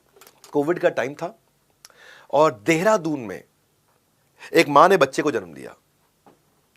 अब वो बच्चे की जो दादी थी वो मुंबई में थी, वो आना चाहती थी देहरादून में अपनी बेटी से मिलने के लिए, अपने पोते से मिलने के लिए आना चाहती थी, लेकिन क्योंकि कोविड था निकल नहीं पाई, परेशान थी। उसने कहा कम से कम गोंद के लड्डू बना करके कोरियर कर देती हूँ, बेटी कम से कम लड्डू खा लेगी, जब लॉकडाउन खुलेगा तो चली जाऊंगी। लड्डू बनाए बड़े चाव से, बड़े प्यार से, वो लड्डू बनाने की बड़ी एक्सपर्ट थी। लड्डू बना के पैक किया, फेडेक्स वालों को बुलाया, बोला देहरादून में ये मेरी बेटी के घर पे छोड़ दो। फेडेक्स वाला ऑफ कोर्स डब्बा लेकर के अपनी स्कूटी में डाल करके मुंबई एयरपोर्ट से दिल्ली एयरपोर्ट, दिल्ली एयरपोर्ट से देहरादून एयरपोर्ट, देहरादून एयरपोर्ट से फेडेक्स के ऑफिस से स्कूटी में बैठ के पहाड़ों से घूमता घूमता वो देहरादून घर पे डिलीवरी करने जा रहा था। पहाड़ों पे जब चल रहा था तो आगे आगे स्कूटर, उसके आगे ट्रक, और ट्रक का पिछला पहिया स्कूटी के अगले पहिए को टच कर गया। टच करने पे वो लड़खड़ाया, उसका एक्सीडेंट हो गया। एक्सीडेंट हुआ, वो गिरा, उसको चोटें भी आई और लड्डू का पार्सल गिर के टूट के बिखर गया और लड्डू सारे सड़क पे फैल गए। अब ये खड़ा हुआ, अपने बॉस को फ़ोन किया, ब्रांच मैनेजर को, सर ऐसे ऐसे एक्सीडेंट हो गया। उन्होंने कहा ठीक हो आप? बोले सर मैं ठीक हूँ, लेकिन जो मैं कोरियर लड्डू के लेके जा रहा था वो टूट के गिर गए, गिर के टूट गए, लड्डू फैल गए नीचे। अभी सोचने लगा क्या करें। बोला आप अपना ध्यान रखो और एक काम और करो। बोले क्या सर? देखो जरा डब्बे में 2-3 लड्डू, 4 लड्डू कुछ बचे हुए ठीक ठाक साफ सुथरे, जो सड़क पे गिर गए उनको छोड़ दो। बोले हाँ सर अभी तो है लड्डू, 8-10 लड्डू दिखाई पड़ रहे हैं मुझे। बोले ये ले आओ तुम ब्रांच में। वो लेके ब्रांच में पहुंचा तो देखा कि ब्रांच मैनेजर के दिमाग में कोई आइडिया चल रहा था ब्रांच मैनेजर ने पूरी टीम इकट्ठी करी, लड़कियां भी लड़के भी। बोलो देखो जरा लड्डू चख के, ऐसा लड्डू कोई बना सकता है? तो वहीं एक लड़की बोली मैं बना दूंगी ऐसे लड्डू। अब देखते ही देखते फटाफट बाजार से सामान लाया गया। गोंद के लड्डू के लिए जो आइटम चाहिए होती थी वो सब आइटम, पंजीरी ये वो सब आइटम ले गया। बेसन वेसन, आटा वाटा, देसी घी, ड्राई फ्रूट सब ला के, चीनी वीनी ला के लड्डू बनाने शुरू। अगले 4-5 घंटे में लड्डू तैयार। अब ब्रांच मैनेजर को पहला लड्डू खिलाया गया, सर टेस्ट करो। खाया, लड़की ने भी खाया, देखा स्वाद सेम नहीं है। जो पहले लड्डू कुरियर पे आए थे और ये जो आए इसमें थोड़ा सा फर्क है। नहीं परेशान, अब क्या करें? ब्रांच मैनेजर की एम्पैथी इतनी ज़्यादा थी दिल में, उसको नेक्स्ट आइडिया आया। उसने दादी को फ़ोन लगा दिया मुंबई में। नमस्कार जी। बोले हाँ नमस्कार। और जी हम ना गोंद के लड्डू का कॉन्टेस्ट रन कर रहे हैं, अगर आपकी रेसिपी सिलेक्ट हो गई तो आपको अवार्ड दिया जाएगा।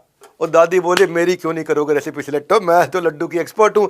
दादी ने फट फट फट फट फट सब बता दिया कि लड्डू में ये सब सामान डलता है। उनको समझ आया भाई एक चीज़ ये मिस कर गए थे। बाजार गए, फट से वो चीज़ लेकर के आए, दोबारा लड्डू बनाना शुरू किया। 3-4 घंटे 5 घंटे फिर लगे, फिर नए लड्डू रेडी हो गए। और अब खा के देखा सेम स्वाद आया। फिर ये लड्डू जा करके दे करके आए वहाँ पे बेटी के घर पे देहरादून में, और बोला जी आपकी माँ ने लड्डू भेजे आपके लिए। बेटी ने लड्डू खाए, माँ को फ़ोन करके धन्यवाद बोला, माँ भी बड़ी खुश, चलो फेडेक्स ने मैं लड्डू पहुँचा दिए। बेचारा ब्रांच मैनेजर सोच रहा था हमने ना फिर भी चाहे कुछ होना हो हमने गलती कर दी। लड्डू माँ के हाथ के नहीं थे, लड्डू हमारे रिसेप्शनिस्ट के हाथ के थे। इन्होंने मुंबई में जाकर के माँ से माफ़ी मांगी, और जी हमसे ये गलती हो गई। पहले माँ थोड़ी नाराज़ हुई, लेकिन वे बोली तुमने बहुत अच्छा किया यार, बहुत अच्छा किया। ये स्टोरी अमेजॉन प्राइम को पता चली। अमेजॉन प्राइम ने इसके ऊपर एक मूवी बना दी है, एक छोटी शॉर्ट फिल्म है, डॉक्यूमेंट्री।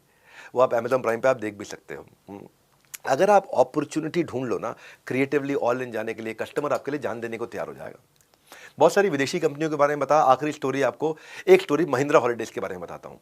महिंद्रा हॉलिडेज साउथ के अंदर एक कस्टमर ने रिसेप्शन पे फ़ोन किया, मैडम हम लोग होटल आ रहे हैं क्लब महिंद्रा, हम लोग लेट हो गए हैं और ट्रैफिक में फंसे हुए हैं, क्या आप हमारे 2 बच्चों के लिए खाना रख सकते हो?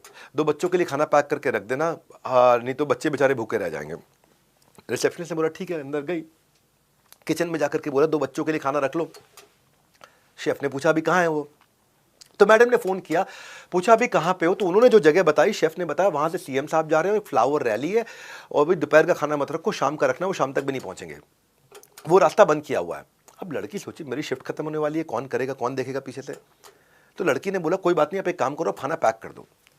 लड़की ने खाना पैक कराया बच्चों का, और उसी रास्ते पे चली गई उल्टी साइड से जहाँ जाम नहीं लगा हुआ था, और वहाँ से ड्राइव करते करते पहुँची, और ढूंढ के अभी कहाँ हूँ, अभी कहाँ हूँ, अभी कहाँ हूँ, अभी कहाँ हूँ, फॉलो करके दूसरी साइड से आकर के स्कूटी दूसरी साइड पार्क करके जैम वाली साइड पे पैदल चल के आई।